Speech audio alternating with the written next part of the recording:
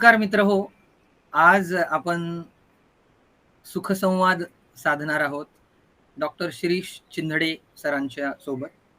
सरांचं वेगळी ओळख तशी महाराष्ट्राला आणि विशेष करून एकूण त्यांचं काम राष्ट्रीय पातळीवरचं आहे.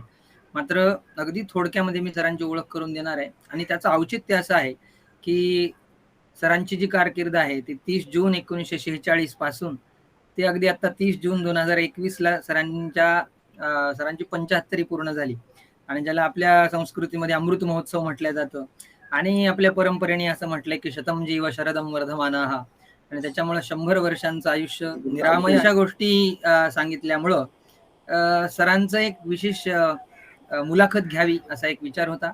सरांचे अनेक विद्यार्थी जगभर पसरलेले आहेत. विशेष करून महाराष्ट्रात, भारतात वेगवेगळ्या ठिकाणी इंग्रजी साहित्याचं अध्यापन करणारे बरेच विद्यार्थी नंतर हा जो व्हिडिओ पाहतील त्यांना सरांच्याबद्दल अशीच कृतार्थ जाणीव नक्कीच आहे आणि त्यांच्यामुळे त्यांचा सर्वांचा प्रतिनिधी म्हणून मी आज सरांना थोडं बोलतं करणार आहे.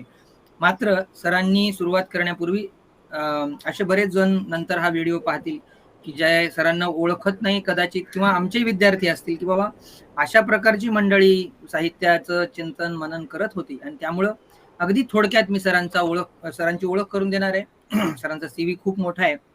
मात्र विशेष करून सरांची ओळख ही एक उत्तम शिक्षक ज्याला हाडाचा शिक्षक असं म्हणतो आणि आज सुद्धा आम्ही शिकत असतानाचा जो काळ आहे 2007 ते 2009 या काळामध्ये पुण्यामध्ये सर इन्स्टिट्यूटमध्ये आम्हाला शिकवत असत इंग्रजी साहित्याचं हे करत असताना आणि अजूनही त्यांच्या ओळी त्यांनी दिलेले संदर्भ अजूनही आमच्या शिकवताना सुद्धा आम्हाला आठवत राहतात आणि मला वाटतं की ते खूप महत्वाचं आहे. सरांचे जवळपास 12 पुस्तकं प्रकाशित झालेले आहेत.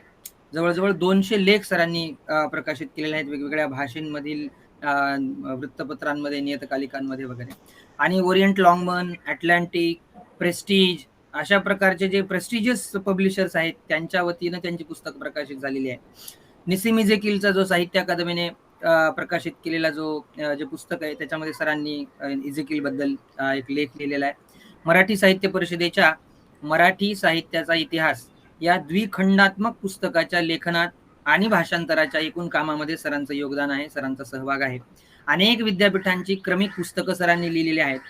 मला आठवतंय मध्ये या विषयावर चर्चा झाली होती सरांची की 11वी आणि 12वीच्या विद्यार्थ्यांना इंग्रजी साहित्यासाठी एक नवीन महाराष्ट्र शासनाने जे आपलं बालभारती युवक भारती त्यांच्या वतीने त्या सरांनी पुस्तक लिहिलं.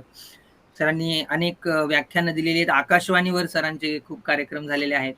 सरांचे 300च्या वर व्याख्यानं झालेले आहेत आणि महत्वाचं म्हणजे नॅक कमिटीच्या माध्यमातून सर नॅक कमिटीचे पीअर टीम मेंबर राहिलेले आहेत आणि स्वायत्तता महाविद्यालयांनी नॅक कमिटी म्हणजे एक साहित्याचा अभ्यासक आहेच. मात्र मला आठवत आहे की रिटायर झाल्यानंतर सरांनी बऱ्याच गोष्टी लर्न, रिलर्न आणि अनलर्न असे सर आम्हाला या 3 शब्द नेहमी सांगायचे, ज्याचा आत्ता कोरोना काळामध्ये आम्हाला खूप उपयोग होतोय. तर नॅक कमिटीचे मेंबर म्हणून सरांनी जवळपास 70 वेगवेगळ्या महाविद्यालयांनी भारतातल्या महाविद्यालयांचं त्यांनी पर्यवेक्षण केलेलं आहे, तिथे भेटी दिलेल्या आहेत. जगभराचा सरांचा प्रवास आहे. London, Singapore, Thailand, Malaysia, Italy, America, Egypt, तुर्की आणि आत्ताच सर मध्ये ग्रीसला जाऊन आले. सरांचे आवडता जो फिलॉसॉफर आहे सॉक्रेटिस सर बरेचदा शिकवत असताना तो संदर्भ द्यायचा आणि सरांनी या प्रत्येक परदेशवारीवर लेख लिहिलेले आहेत. सरांच्या लेखांचा संग्रह आता प्रकाशित होणार आहे. लंडनला जेव्हा सर गेले होते तेव्हा त्यांनी लेक डिस्ट्रिक्ट बद्दल, कवींबद्दल, शेक्सपियर बद्दल इतके सुंदर लेख लिहिलेले आहेत. सरांनी काही मध्ये दिले होते वाचनामुळे एक वेगळा अनुभव. जेव्हा मी मागच्या वर्षी 2 वर्षांपूर्वी गेलो होतो तेव्हा एक सरांच्या लेखांच्या वाचनातून अजून एक वेगळा अनुभव आला लंडनच्या दर्शनाचा. आणि महत्वाचं म्हणजे सरांचं जे कॉन्ट्रीब्युशन आहे ते भाषांतरामध्ये आहे. अल्बेर कामूची द आउटसाइडर आपण सर्वांना माहिती असते, त्याचा मराठी अनुवाद सरांनी वेगळा या शीर्षकाखाली केलेला आहे. नंतर सरांना आदर्श गुरु सन्मान प्राप्त झालेला आहे. त्यांच्या 2-3 पुस्तकांचा संदर्भ मला फक्त तेवढ्यात द्यायचा आहे. थोडंसं भाषांतराबद्दल मी बोलत असताना एक पुस्तक महत्वाचं ते सांगायचं राहिलं आणि ते म्हणजे ऑक्सफर्ड पब्लिकेशननी सरांचं पुस्तक भीमसेन जोशी माय फादर हे मराठीतून इंग्रजी भाषांतर केलंय सरांनी, ते प्रकाशित केलंय. आणि सरांचा स्वतःचा इंग्रजी कवितांचा संग्रह आहे, त्याचं टायटल फार छान आहे सरांचं, त्र्यंबकेश्वर असं नाव दिलेलं आहे आणि ते रायटर्स वर्कशॉप कलकत्ता यांनी प्रकाशित केलेला आहे. हा खूप महत्वाचा प्रेस्टिजियस पब्लिकेशन हाऊस आहे. सरांचं 5 इंडियन इंग्लिश पोएट्स नावाचं पुस्तक, माझ्याही पी-एच-डीच्या काळामध्ये त्याचा खूप उपयोग झाला. मध्ये रिसर्च प्रोजेक्टच्याही काळामध्ये प्रेस्टीज मला वाटतं अटलांटिकनी ते छापलंय. आणि इंट्रोडक्शन टू रिसर्च नावाचं पुस्तक केम्ब्रिजनी छापलंय सरांचं, आणि अप्रूव्ड व्हॉइसेस असं एक सरांचं पुस्तक आहे. अर्थात हा खूप मोठा आवाका आहे सरांच्या एकूण चिंतनाचा.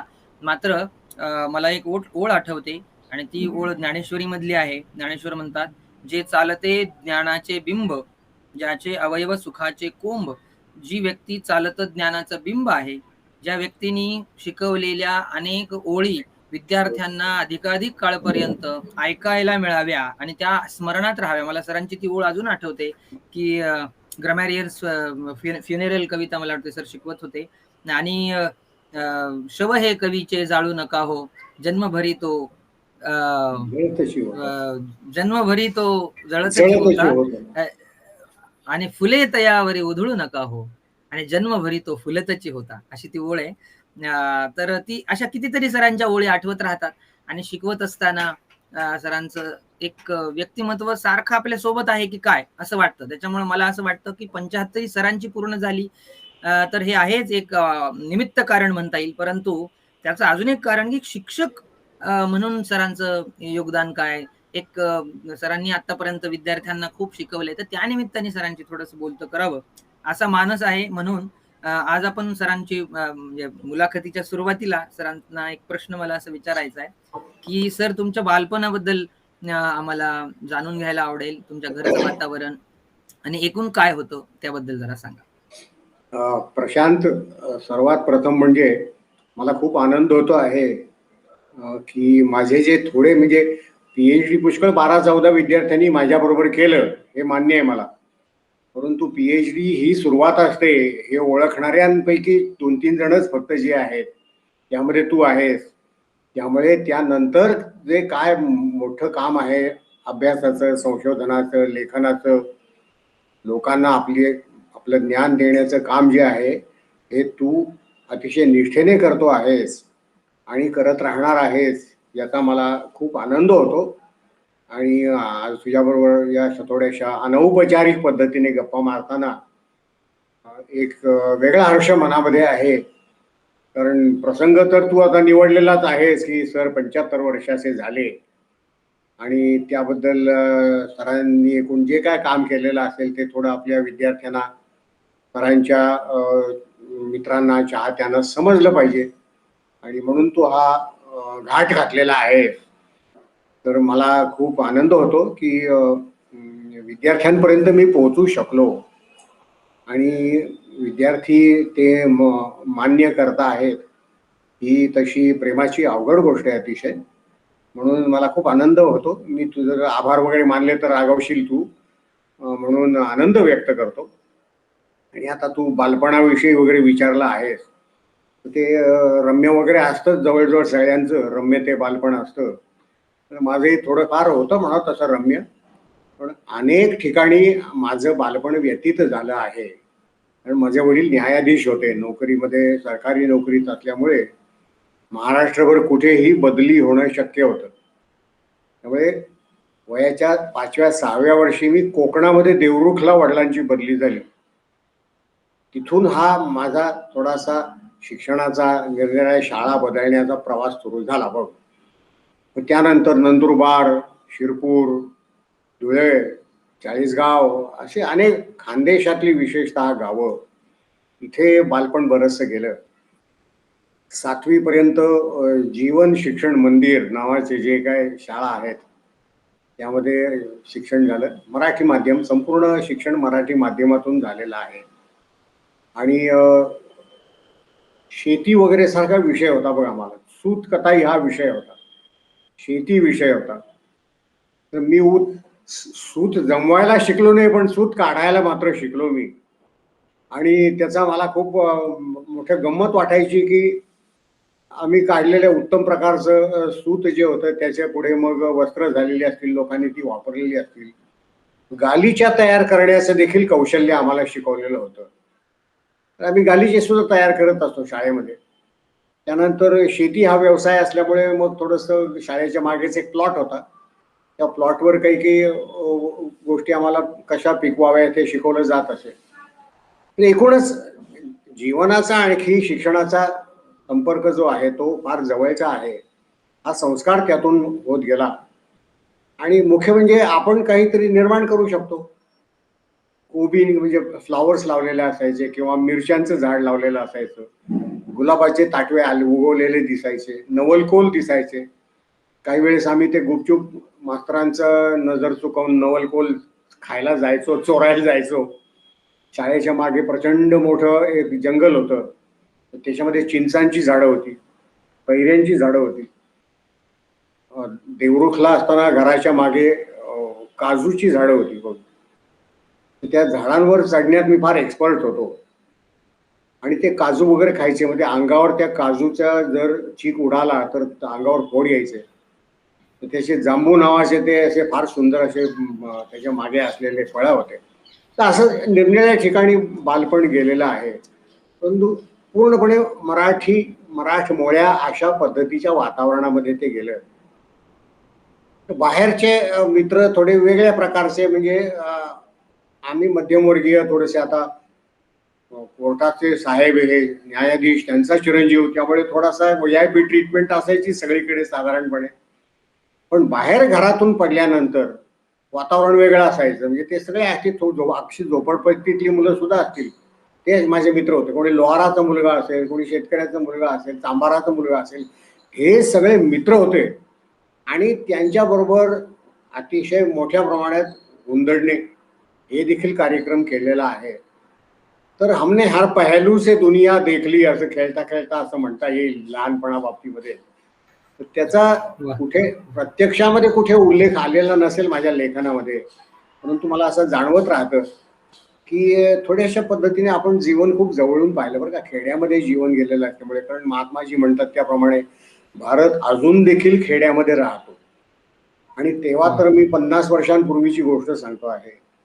तर हे बालपण असं वेगवेगळ्या ठिकाणी गेलं. त्यानंतर धुळ्यामध्ये मग पहिल्यांदा प्रथम मोठ्या शहरात आलो. तिथून पुढे मग पुण्याला बदली झाली वडिलांची. वातावरण बदलत गेलं. SP कॉलेज सारख्या स्वनामधन्य असलेल्या संस्थेमध्ये मला शिकायला मिळालं. फार मोठी मंडळी तिथे आम्हाला शिकवायला होती.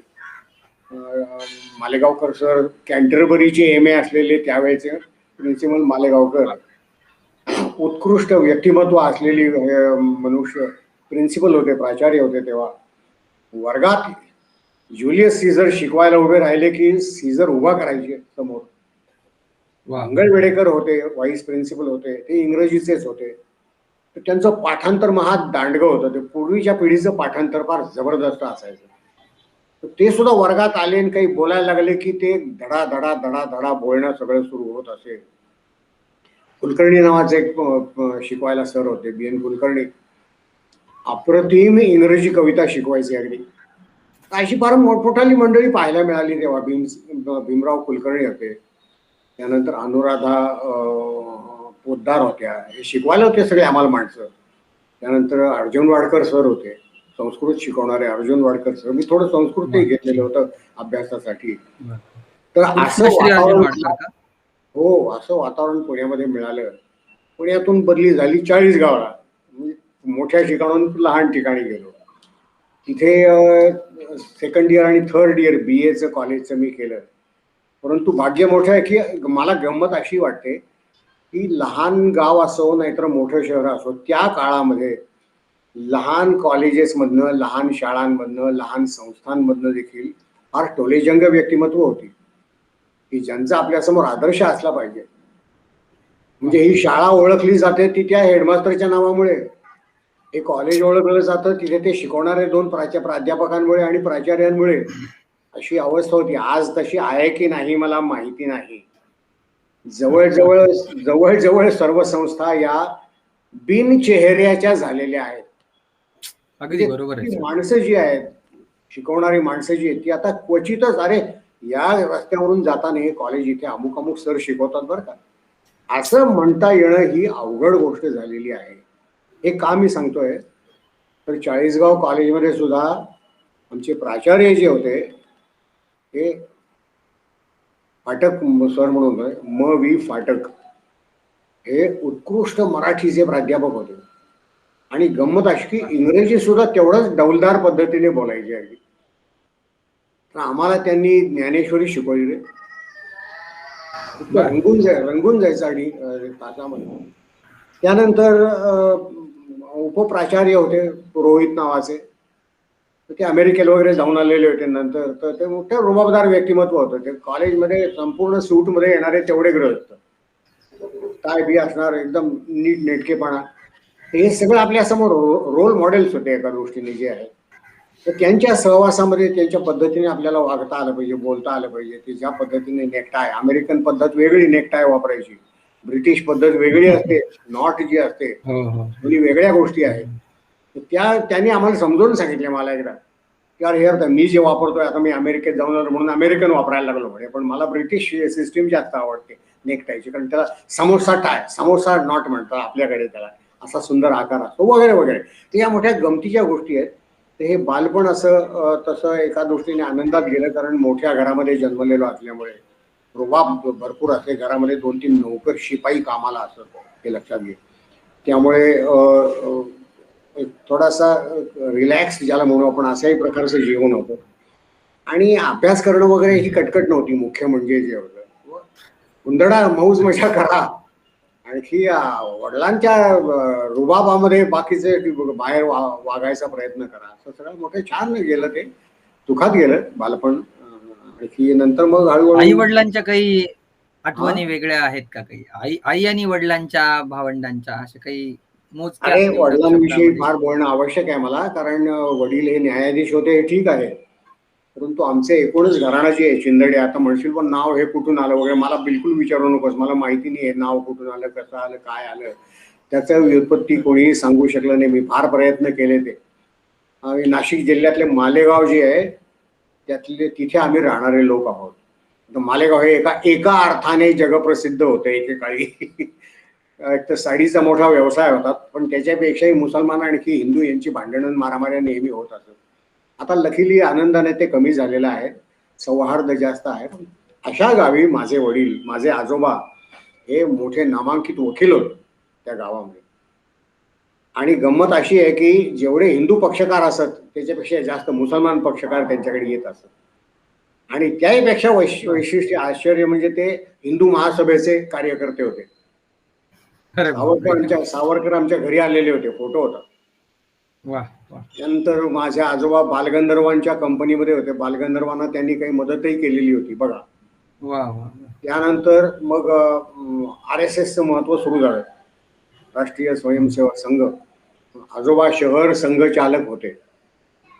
आणखी मुसलमानांनी काही आपल्या संस्था, मंदिरं, मशिदी हे हडप करायचा प्रयत्न जो केलेला होता, तर आजोबांनी तो मुंबईला जाऊन ब्रिटिश कलेक्टर जो होता त्याच्याकडे सगळी केस व्यवस्थितपणे मांडून या काही संस्था सोडवून आणल्या.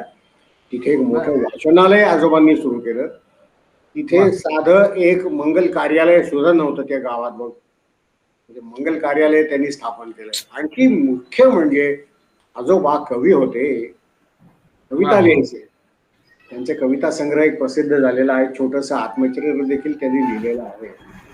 आणि दर 15 ऑगस्ट 26 जानेवारीला कोर्टामध्ये फंक्शन असायचं, तर शिंदे वकिलांची म्हणजे आजोबांची एक कविता ठरलेली असायची. आता गंमत कशी आहे की इदम परंपरा प्राप्तम. वा वा वा. तुमच्या वडिलांनी तो संस्कार घेतला. आणखी वडील जेव्हा न्यायाधीश झाले, तेव्हा न्यायाधीश झाल्यानंतर देखील कोर्टामध्ये काही फंक्शन जर असेल तर वडील देखील कविता उत्तम लिहायचे. रवी किरण मंडळाच्या स्टाईलमध्ये असलेली त्यांची कविता होती. श्रीम माट्यांचे ते विद्यार्थी. आणि माट्यांची प्रस्तावना माझ्या वडिलांच्या वसंत वैभव या काव्य संग्रहाला आहे. पण एक काव्य संग्रह त्यांनी हे केला. तर जिथे जातील तिथे काव्य मंडळ स्थापन करायचे. आणि त्या काव्य मंडळात मग आम्ही सुद्धा बसायचो. तिथे आम्ही कविता ऐकायला मिळायचं, मजा यायची. थोडा गाणे वाजवण्याचा कार्यक्रम होता. आमच्या घरामध्ये कविता आहे, गाणं सुद्धा, शास्त्रीय संगीत फार आहे. माझी बहीण, मोठी बहीण शिकायची, धाकटी बहीण तर ती संगीत विशारद वगैरे परीक्षा पास झालेली आहे. मी सुद्धा खटाटोप केलाय शिकायचा, गाण्याचा, वाजवायचा.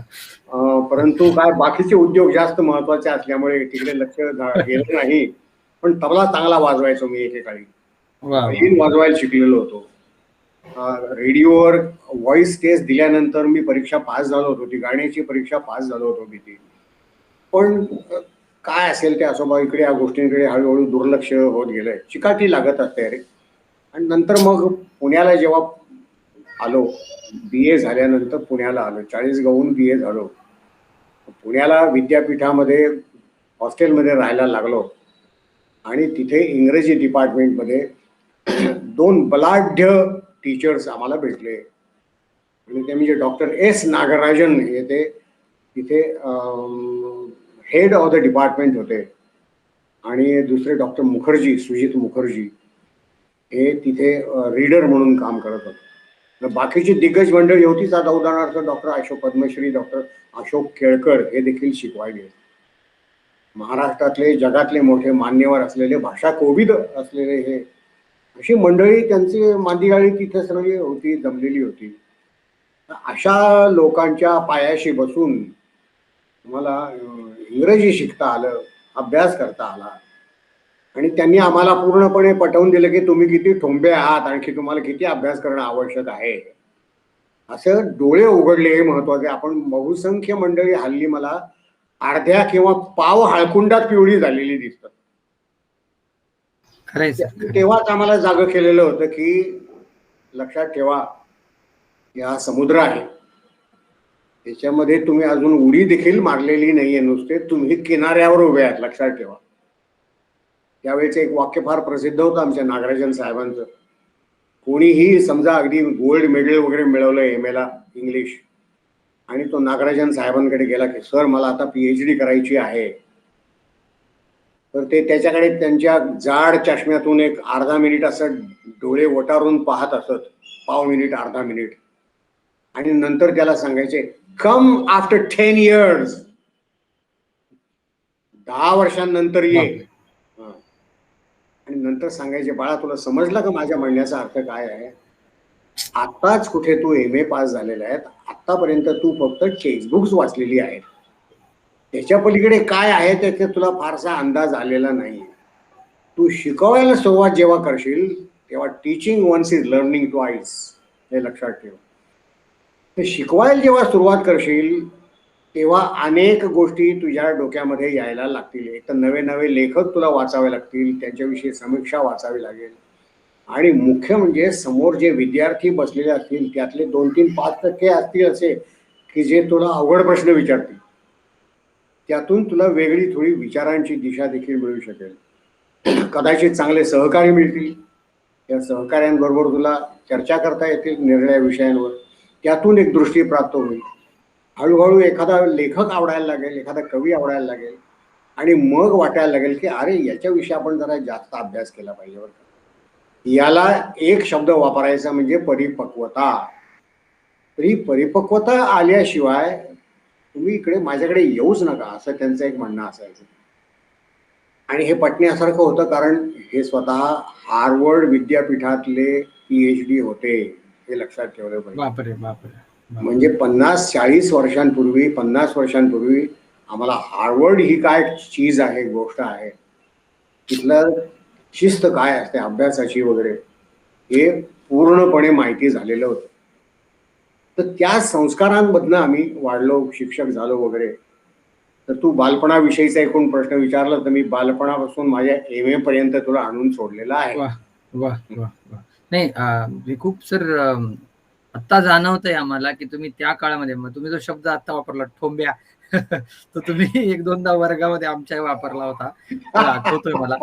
आणि काही विद्यार्थी थोडे सिरियस नसायचे, कारण तेव्हा बॅच मध्ये 120 वगैरे मुलं होते. MA ला 120 मुलं म्हणजे ते आम्ही जेव्हा MA करायचो तेव्हा ती क्रांतीच होती असं म्हणता येईल. नाहीतर आज MA ला मुलं 4, 5, 10, फार तर 15, 20. MA इंग्लिशला 120 मुलं हा उच्चांकच होता. 2008-9 हा काळामध्ये MA झालं माझं थोरात सरांच्या institute of advance studies in English मध्ये.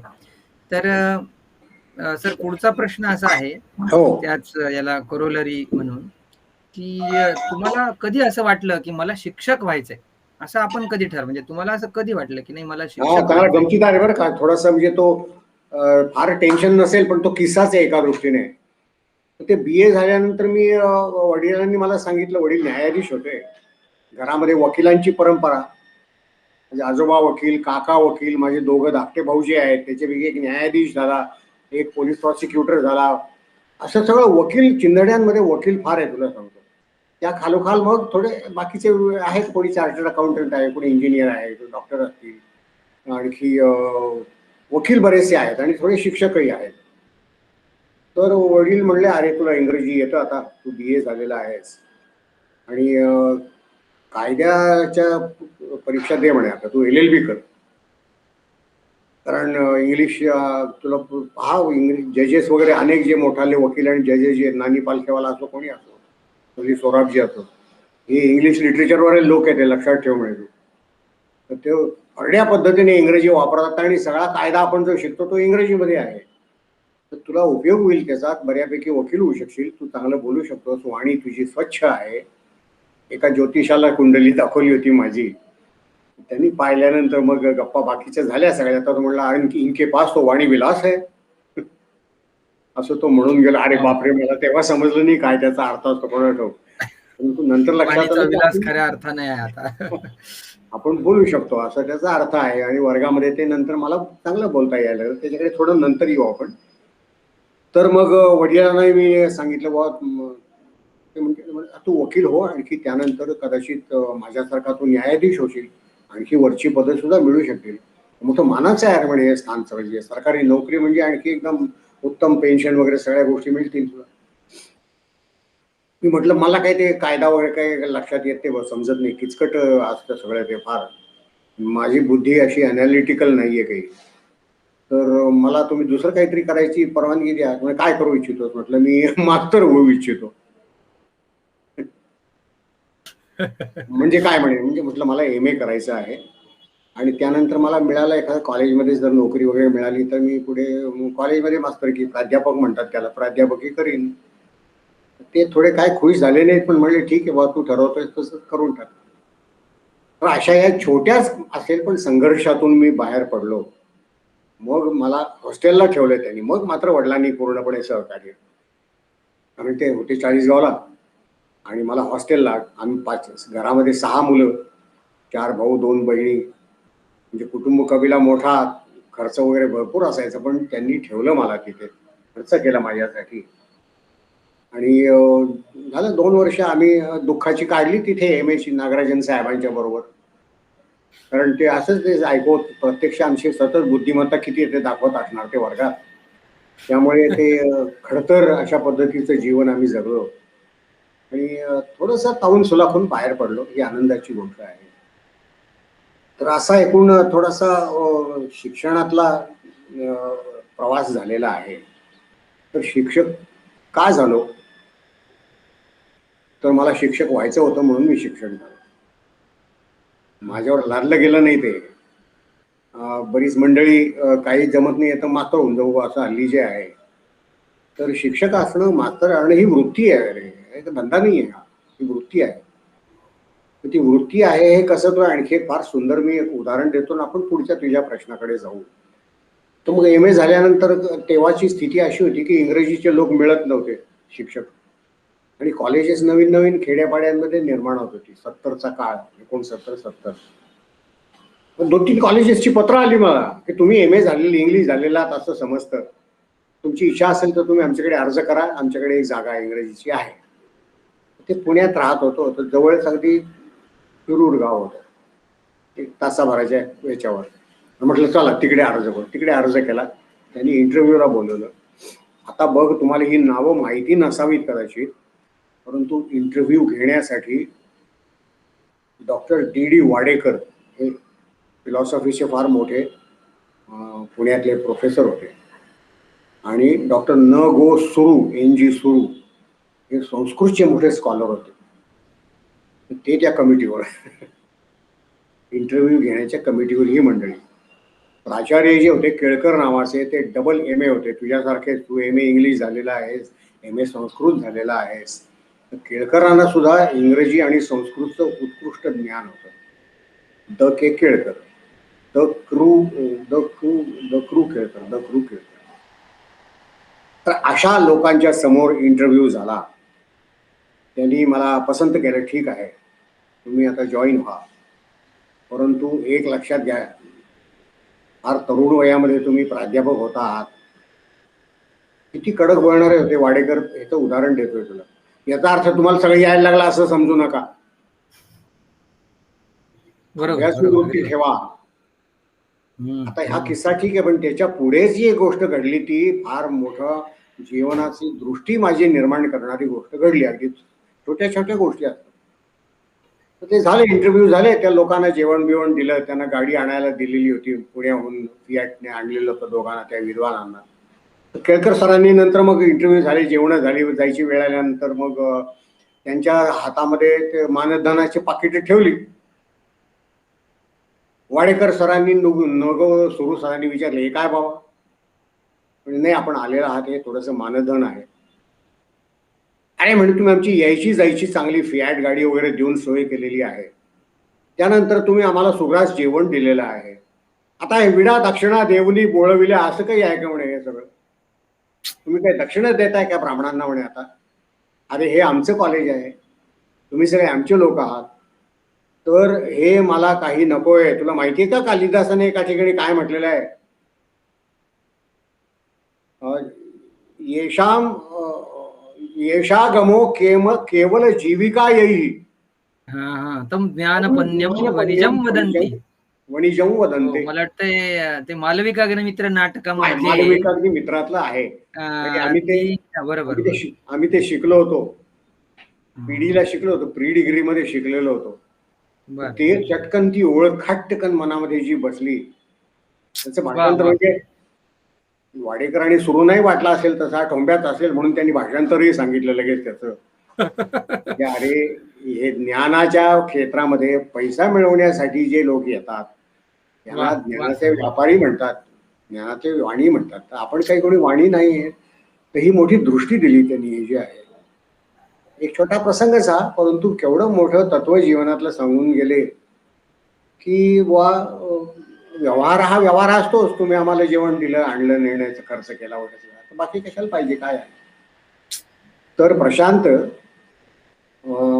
विद्यार्थी हे सांगतात हा मला की म्हणजे नंतर सांगतात, सर तुम्ही काही अपेक्षा वगैरे काही ठेवल्या नाहीत बरं का आमच्याकडनं वेगवेगळ्या प्रकारच्या.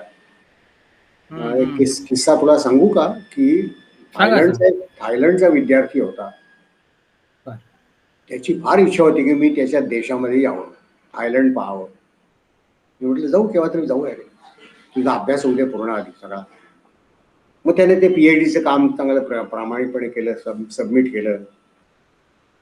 रिझल्टसाठी थांबलेलो होतो. म्हणे मी सर रिझल्ट आता केव्हा येईल ते वायवा आपल्याला माहिती नाही, तर मधल्या काळात आपण जायचं का थायलंडला? म्हटलं काय हरकत नाही, आता चांगली कल्पना आहे, जाऊ. तर तो संध्याकाळी घरी आला आणि त्याने खिशात एक पाकिट ठेवलं माझ्या आणि लगेच निघून गेला. थांबला नाही तो, निघून गेला लगेच. मी ते पाकिट टेबलावर ठेवून दिलं. काय असेल धन्यवाद वगैरे म्हणणं काही ते असावं, थँक्स गिव्हिंग लेटर असेल. संध्याकाळी मुलगा घरी आला आणि त्याने सर बाबा काहीतरी पाकिट पडलंय. तो काय म्हटलं, अरे हो ते काही माहिती नाही बुवा. ते काढलं तर त्यात there was a big amount there, बरेच पैसे त्याच्यामध्ये, नोटा होत्या. मी हाबकलो, अरे हे कशासाठी, का दिलं बुवा आपल्याला? मी त्याला दुसऱ्या दिवशी बोलवलं, तेव्हा ते मोबाईल फोन वगैरे एवढे नव्हते तेव्हा, प्रचारात फारसे नव्हते. बोलवलं त्याला, अरे त्याचं नाव चुकी आहे जरा, चू. अरे म्हटलं चू म्हणायचं, चू तू पैसे विसरलाच. म्हटलं माझ्या खिशात का बरं टाकले? नाही म्हणे सर तुम्ही तुमचं विमानाचं भाडं आहे म्हणे, माझी गुरुदक्षिणा समजा. म्हटलं बा गुरुदक्षिणा ही ऐच्छिक असते पहिली गोष्ट. गुरुजी मागत नाहीत म्हटले ती, तर मी मागितलेलं नाही तुझ्याकडे. आणि दुसरी गोष्ट अशी आहे की असं तुझं काही गैरसमज झालाय का, मला विमानाचं भाडं परवडणार नाही? येईन बाळा, तू काय असं डोंट वरी अबाउट इट म्हणता. असं काही ते नको म्हटलं मला. तर ते दिलं त्याला, तर त्याच्या डोळ्यामध्ये पाणी आलं. ते ठीक आहे. तर तो म्हणले सर आमचे बाकीचे मित्र बरेच इथे PhD वगैरे करतायत म्हणे थायलंडचे, फार नाडले जातात तो सर म्हणे ते. त्यांच्या गाईड्स कडनं फार नाडले जातात म्हणे ते काही. म्हटलं जाऊ दे, आपण कशात बोलायचं, जे अनप्लेझंट आहे ते बोलू नये. हे मी कुठे बोलणार नाही, आणखी तू पण कुठे बोलू नकोस की सरांनी ते घेतलं नाही वगैरे वगैरे. काय फार मोठी गोष्ट केलेली नाही. आता प्रशांत, मी का सांगतो हे का घडलं, तर ते मला न गो सोडूनचे वाक्य, ते शब्द जे आहेत ते वाह! आठवले. वाह! ज्ञानपण्यम वणिजं वदन्ते. मनिजं वदन्ति. हे जे म्हटलं आपण वाणी व्हायचं नाही बघा या क्षेत्रामध्ये, हे ठरवलं मात्र मी. आणखी मोहाचे क्षण येत जातात रे जीवनामध्ये, ते टाळायचा प्रयत्न केला बरेच वेळा. प्रत्येक वेळी टाळला गेला असेल की नाही मला आता काही सांगता येत नाही चटकन, परंतु निकराचा प्रयत्न असे प्रसंग आले. नॅकवर तर तुला माहिती आहे केवढा रुबाब असतो, त्या पिअर टीमचा जबरदस्त रुबाब असतो. त्यांना काय खाऊ घालून, काय प्यायला देऊ, अशी नुसती अहमिका असते. तर त्या सगळ्यातनं गेलोय बाबा आम्ही, की स्वच्छपणे बाहेर आलेलो आहोत. तर तू उल्लेख केला की मी 70-80 कॉलेजेसना भेट दिली. नॅकचा पिअर टीम एवढे जातात का लोक कधी? फार क्वचित लोकांना हे मिळतं. माझ्यापेक्षा कितीतरी अनुभवी, अभ्यासू, भारी प्राचार्य आहेत जे नॅकवर सदस्य नाहीये, त्यांना बोलवलेलं नाहीये. का बोलवलं नाही मला माहिती नाहीये. चांगली माणसं आहेत, उत्तम काम करतील. मला संधी मिळाली आहे का छोट्या कॉलेजमध्ये प्रिन्सिपल असून देखील. तर ती संधी जी मिळालेली असते ती चांगल्या पद्धतीने वापरता आली पाहिजे. हे सुरूंनी, नगो सुरू आणि वाडेकरांनी मनावर बिंबवलेलं तत्व आहे, हे मी सांगू इच्छितो. सुरूंनी सुरू केलेला, सुरूंनी या सुरू केलं पद्धतीने आणि मग आयुष्यभर पुढे हे झालं. मला सर आठवत आहे, तुम्ही शिकवत असताना एकदा म्हणाला होता, समर्थ रामदासांच्या ओळी तुम्ही उद्धृत केल्या होत्या. आणि मला वाटतंय तुम्ही जे केम्ब्रिजचं इंट्रोडक्शन टू रिसर्च नावाचं पुस्तक लिहिलंय, त्याच्यात सुद्धा तुम्ही ह्या ओळी मराठीत लिहून खाली त्याचं इंग्लिश हे लिहिलेलं आहे. मला आठवतंय की ऐसे गुरु अडक्याचे 3 मिळाले तरी त्याच्यावे. तर ते गुरु कसा मिळला पाहिजे, आणि हे खूप अवघड गोष्टी आहेत. पण आपण जसं मराठीत म्हणतो की आडात नाही ते पोहऱ्यात येणार, काय येणार बरं का. तर हल्ली हल्ली असं झालंय की पोहऱ्यातच काही नाही, म्हणजे आडातच काही नाही. तर पण तुमच्या काळात तुम्ही ज्या आडांचं पाणी पिलं ते असे भरलेले हे होते सर, असं मला वाटतं. आणि तशी त्याच्यामुळे अवस्था होत चाललेली आहे. तू मगा ज्या संस्थेचा उल्लेख केला जिथे तू MA केलंस, तिथे एकदा एक सेमिनार होता. त्याच्यावर आठवला किस्से, आपण थोडे किस्से वगैरे वापरू, कारण त्यातनं काही बोध होणार आहे आपल्याला म्हणून. तर तिथे एक तरुण मनुष्य पेपर वाचायला आलेला होता, प्राध्यापक. तर कोणीतरी ओळख करून दिली, चिंदडे सर वगैरे. तर तो लगेच नम्रपणे, Chindade, doctor Chindade sir, I have heard your name, बरं का, I have heard your name, एवढं वाक्य म्हटला. आणि बाकी सगळे स्वतःचा पराक्रम काय ते सांगायला लागला. तिशी देखील झालेला नसेल पोरगा हा. सर, माझे 7 पेपर्स इंटरनॅशनल पब्लिश झालेले आहेत.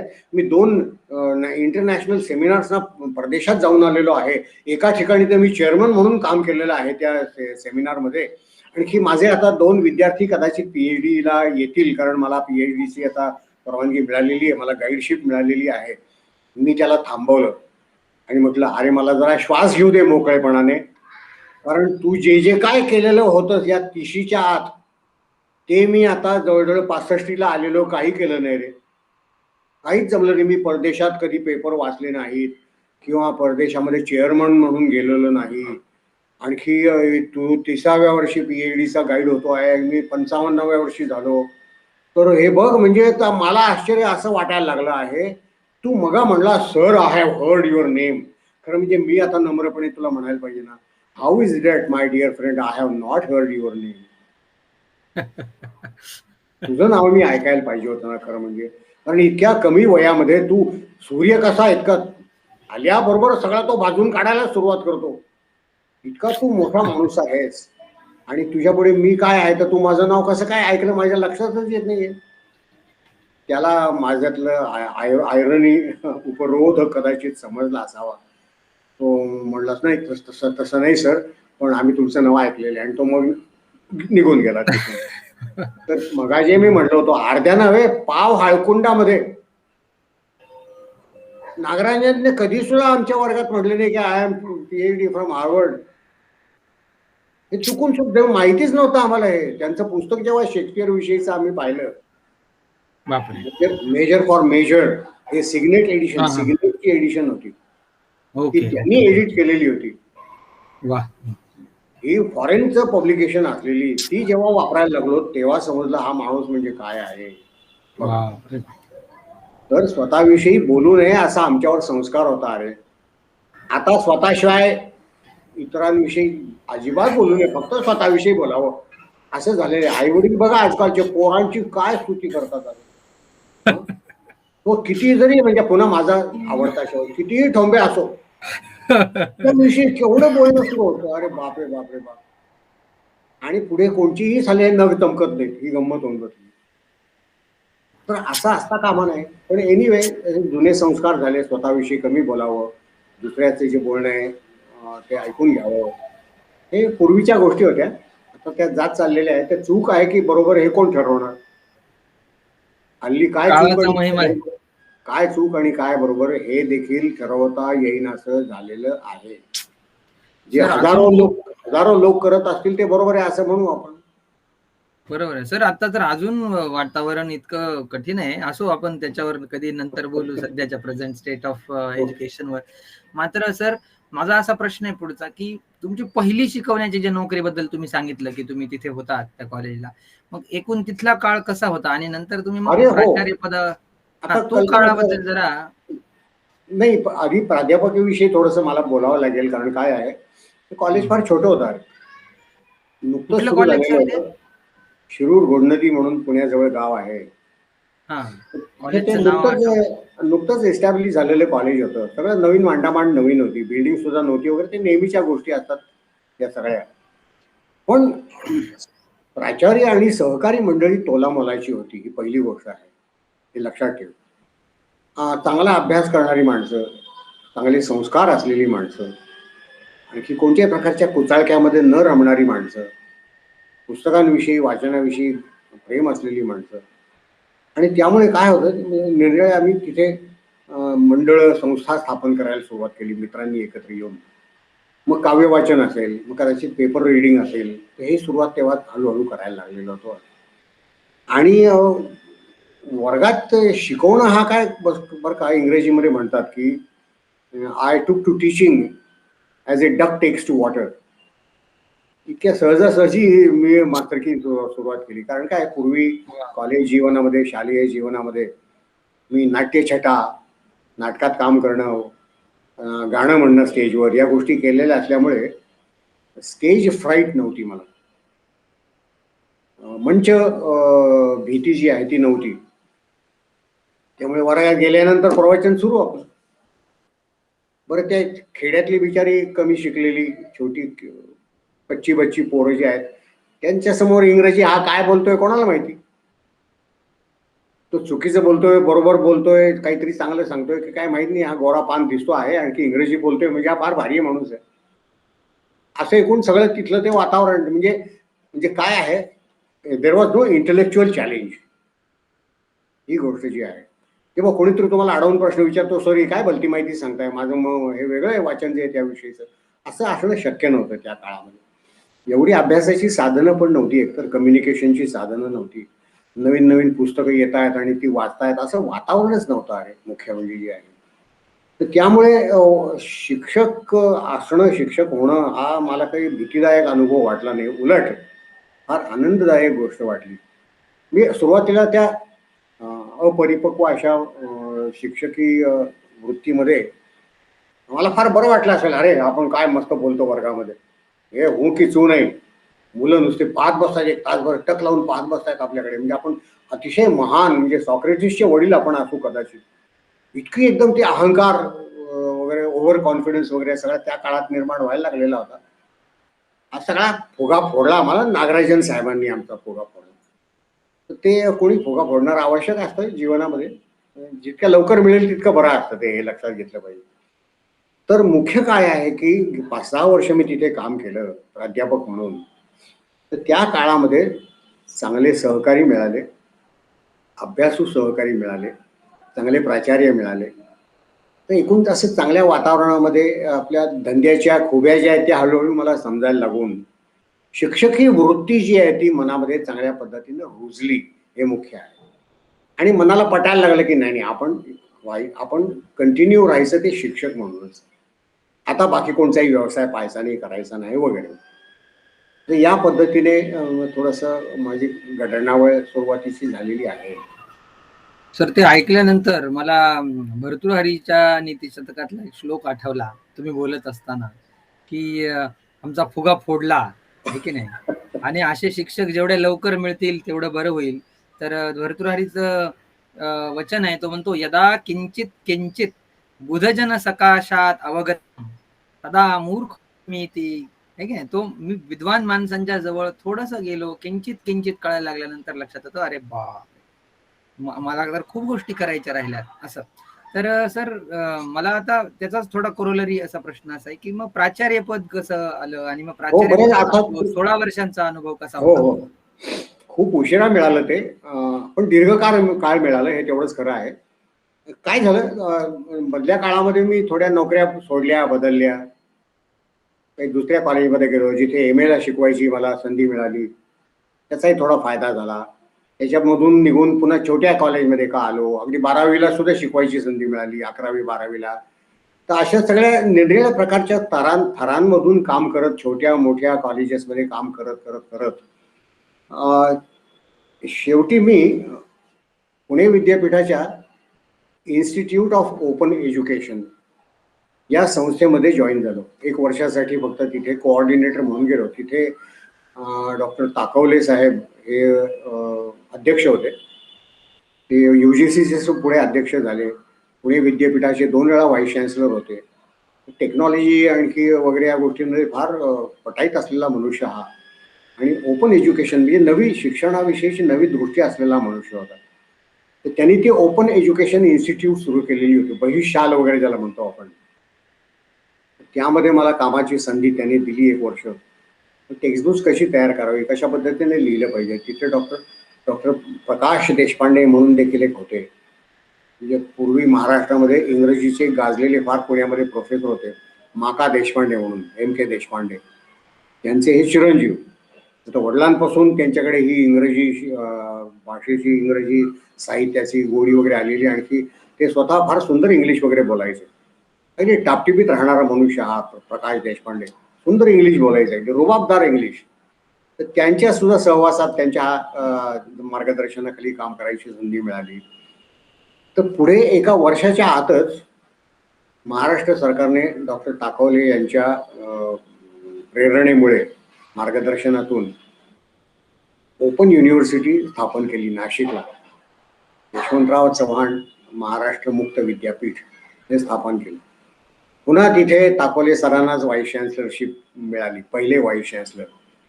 आता तिथे सगळीच मांडामांड करायची होती, म्हणून त्यांनी आम्ही 5-7 जण त्यांच्याबरोबर तिथे काम जे करत होतो पुणे विद्यापीठामध्ये, त्या 7 जणांना आम्हाला उचललं. वेडा आता दौडले मी वीर मराठे 7 जणू काही. आम्ही पहिल्या दिवशी ताकोले सरांबरोबरच त्यांच्याच गाडीमध्ये नाशिकला सगळे 7 जण गेलो आणि कामाला सुरुवात केली. हा एक माझ्या जीवनातला एक नवीन असा अध्याय सुरू झालेला होता. म्हणजे कोऑर्डिनेटर म्हणून मी गेलेलोच होतो, परंतु तिथे काय मोठाल्या लोकांची नावं सांगावी ज्यांच्याबरोबर मला काम करता आलं. मग आम्ही डॉक्टर अशोक केळकर पद्मश्री यांचा उल्लेख केला. महाराष्ट्रातले दुसरे कथालेखक KJ पुरोहित, प्राचार्य KJ पुरोहित. त्यानंतर राभा पाटणकर, त्यानंतर नेमाडे, तिकडे मराठवाड्यातले कानडे. काय मोठाली नावं सगळी सांगतो. यांच्या बरोबर काम करायची तिथे संधी आली, कारण यांची कमिटी होती इंग्रजी ॲडवायझरी आम्हाला ॲडवाइज करणारी. आणि राभा पाटणकर पण होते का त्यात? राभा पाटणकरही त्यामध्ये, यास्मिन लुकमानी होत्या. फार मोठाली मुंबईची काही ही मंडळी सगळी नावाजलेली एकेकाची. तर how to read a novel and how to read a short story असे 2 टेक्स्टबुक्स आम्ही तयार केले. अप्रतिम. आणखी त्याच्यामध्ये मला ते टेक्स्टबुक म्हणजे तांत्रिक ते माहिती मला ते मिळालीच, म्हणजे कसं करावं, युनिट कसं लिहावं हे मी एक दिवशी केळकरांना रिक्वेस्ट केली. सर, मी नुसता इथे कोऑर्डिनेटर म्हणजे नुसता व्यवस्थापक म्हणून आहे, परंतु मी इंग्रजी शिकलेला आहे, मी MA इंग्लिश झालेलो आहे, PhD झालेलो आहे, तर आपण मला थोडीशी वेगळी संधी द्या ना. काय पाहिजे? चेअरमन होते ते. तर मला एखादं युनिट लिहायची परवानगी द्याल काय, हा धडा एखादा लिहायची परवानगी द्याल का? एक दिवस पाहिलं माझ्याकडे, करू शकाल का? त्यानंतर म्हणे अहो करू शकाल का? मला लक्षात येईना की बा माझ्या कपॅसिटी विषयी बोलताय की माझा कामाचा सगळा तो व्याप पाहिला आहे म्हणून विचारताय ते. थोडा नाउमेद झालो, पण म्हटलं सर प्रयत्न तर करून पाहतो. ठीक आहे, काय हरकत नाही म्हणे, तुम्ही प्रयत्न करून पाहताय, मी तुम्हाला संधी देतो. मग त्यांनी D.H. लॉरेन्सची रॉकिंग हॉर्स विनर नावाची फार सुंदर गोष्ट आहे, शॉर्ट स्टोरी, फारच सुंदर गोष्ट आहे. म्हणजे याच्यावर चिन्हडे तुम्ही याच्यावर युनिटवर काम करा. झालं. तिथे पद्धत अशी होती की युनिटवर काम केल्यानंतर ह्या मंडळाची बैठक व्हायची. 9च्या 9 सगळे हे बृहस्पती तिथे यायचे, त्यांच्या समोर वाचून दाखवायचं युनिट जे लिहिलेलं आहे ते. तर ते युनिट आम्ही म्हणजे बाकीचे सुद्धा लिहिणारे चांगली मंडळी होती, बरोबर होती माझ्या. तर ते युनिट वाचल्यानंतर केळकर म्हणले, अरे आता चिंदडे म्हणणं बंद केलंय, शिरीष चांगलं लिहिलंय बरं का, भाषा प्रौढ आहे, भाषा प्रौढ आहे. त्याला आणखी काय पाहिजे? आता PhD वगैरे मिळाली आहे ते ठीक आहे, पण त्याचे शेजारी त्यांनी लिहून दिलं असतं ते सर्टिफिकेट लावलं असतं मी केळकरांचं. वा वा वा वा, खरंच खरंच ते जास्त महत्वाचं. काय त्यामुळे आणखी लिखाणाचा कॉन्फिडन्स वाढला ना. लेखनाचा कॉन्फिडन्स मला 2 लोकांनी दिलेला आहे मराठीच्या बाबतीमध्ये. गवा बेहरे सोबतचे, बापरे बाप, आणि बनाट्टी, राजेंद्र बनाट्टी. बर बर. मला इंग्रजी आणि मराठी खूप या लोकांनी लिहायला लावलं, खूप संधी दिली. त्यामुळे ती शैली घडत गेली, बैठक निर्माण होत गेली, क्युरिओसिटी, अभ्यासू वृत्ती वाढत गेली. आणि इंग्रजी लिहिण्याचा कॉन्फिडन्स जो आहे तो माझे MPhil आणि PhDचे गाईड डॉक्टर प्रशांत कुमार सिन्हा, बर बर, head of the department of English आमच्या पुणे विद्यापीठामध्ये, तर यांच्यामुळे ही कला मला जास्त साध्य झाली. आणि त्यातनं मग मला अनेक दरवाजे उघडत गेले. तर हे युनिट मी जेव्हा लिहून सरांची जेव्हा शाबासकी मिळाली मला, आणि त्यांनी मग पुन्हा आणखी एक शॉर्ट स्टोरी मला दिली, मा पारकर म्हणून, इंग्रजीमधली ती मोठी एक लेखिका आहे, तिची त्याही शॉर्ट स्टोरीवर मी एक युनिट तयार करून दिलं आणि सरांना ते सुद्धा आवडलं. तर ती दोन्ही युनिट्स याच्यामध्ये आहेत, टेक्स्टबुक्समध्ये ती दिली आहेत. आणि पुढे तू मग उल्लेख केलास की बालभारती वगैरे नाही, आपल्या युवा भारती जी आहे, युवक भारती जी आहे, त्यांनी जेव्हा टेक्स्टबुक्स तयार करायचं ठरवलं, त्यांनी सर्व लिटरेचरचा कोर्स द्यायचा विद्यार्थ्यांना, 11वी व 12वी, आतापर्यंत नव्हता. त्यासाठी मग प्राध्यापक कडेपूरकर नावाचे चेअरपर्सन होते, नाशिकचे आहेत, भाषा तज्ज्ञ आहेत, पाश्चात्य जगात इंग्लंडला जाऊन MPhil वगैरे केलेले गृहस्थ आहेत, अभ्यासू आहेत. आणि आम्ही आमच्या विषयाचे असल्यामुळे मित्र आहेत, माझे आरे तुरेतले मित्र आहेत. त्यांचा फोन आला, अरे तू करशील का माझं रायटर म्हणून काम करशील का तू यार? अरे म्हटलं आज उत्तम संधी आहे. तर ती संधी पुन्हा मिळत गेली. पुन्हा कडेपूरकरने आमचं रिफ्रेश करून घेतलं की टेक्स्टबुक कसं तयार करावं, लिहावं, युनिट कसं तयार करावं, लेसन कसा तयार करावा वगैरे. कारण मी काही BEd झालेलो नाही बाबा. BEd मध्ये या गोष्टी जास्त चांगल्या पद्धतीने शिकवल्या जातात. BEd विषयी मला आदर आहे, कारण एक वेगळी शिस्त निर्माण होते त्या माणसामध्ये, मांडणी करण्याची शिस्त निर्माण होते. तर ती त्या कडेपूरकरने शिकवली. प्रत्येकाकडे शिकण्यासारखं असतंय तुला सांगतो, पण तुमची दृष्टी तशी असली पाहिजे. मला सगळं येतंय. त्या गुजरातमध्ये गेलेलो होतो ना, तर ते तिथे गमतीदार सांगत होते मला, सर आमच्याकडे MBA झालेले लोक बरेच येतात. म्हटलं म्हणजे काय? मने बद्धू आवडे, मला सगळं येतं. MBA म्हणजे मने बद्धू आवडे, मला सगळं येतं, मी आता ज्ञानाच्या पार गेलेलो आहे. अशी दृष्टी जेव्हा तुमची निर्माण होईल तेव्हा तुम्ही अत्यंत जातीवंत ठोंबे निर्माण होता. ते टाळलं पाहिजे आपण, हे लक्षात घ्या. एक डिग्री असते सर पारंगत नावाची, बरं का. तर मी टिळक महाराष्ट्र विद्यापीठातून MA केलं. तर ते पारंगत शब्दाचा अर्थ मला तेव्हाही माहिती नव्हता. मला एकाने सांगितला, म्हणाले पारंगत म्हणजे काय? तर म्हणाले समास आहे तो, पारंगत हा पलीकडे पोहोचले, तिकडे पोहोचले, पलीकडे पार गेलाय, पार बहुत पहुंचा हुआ आदमी है.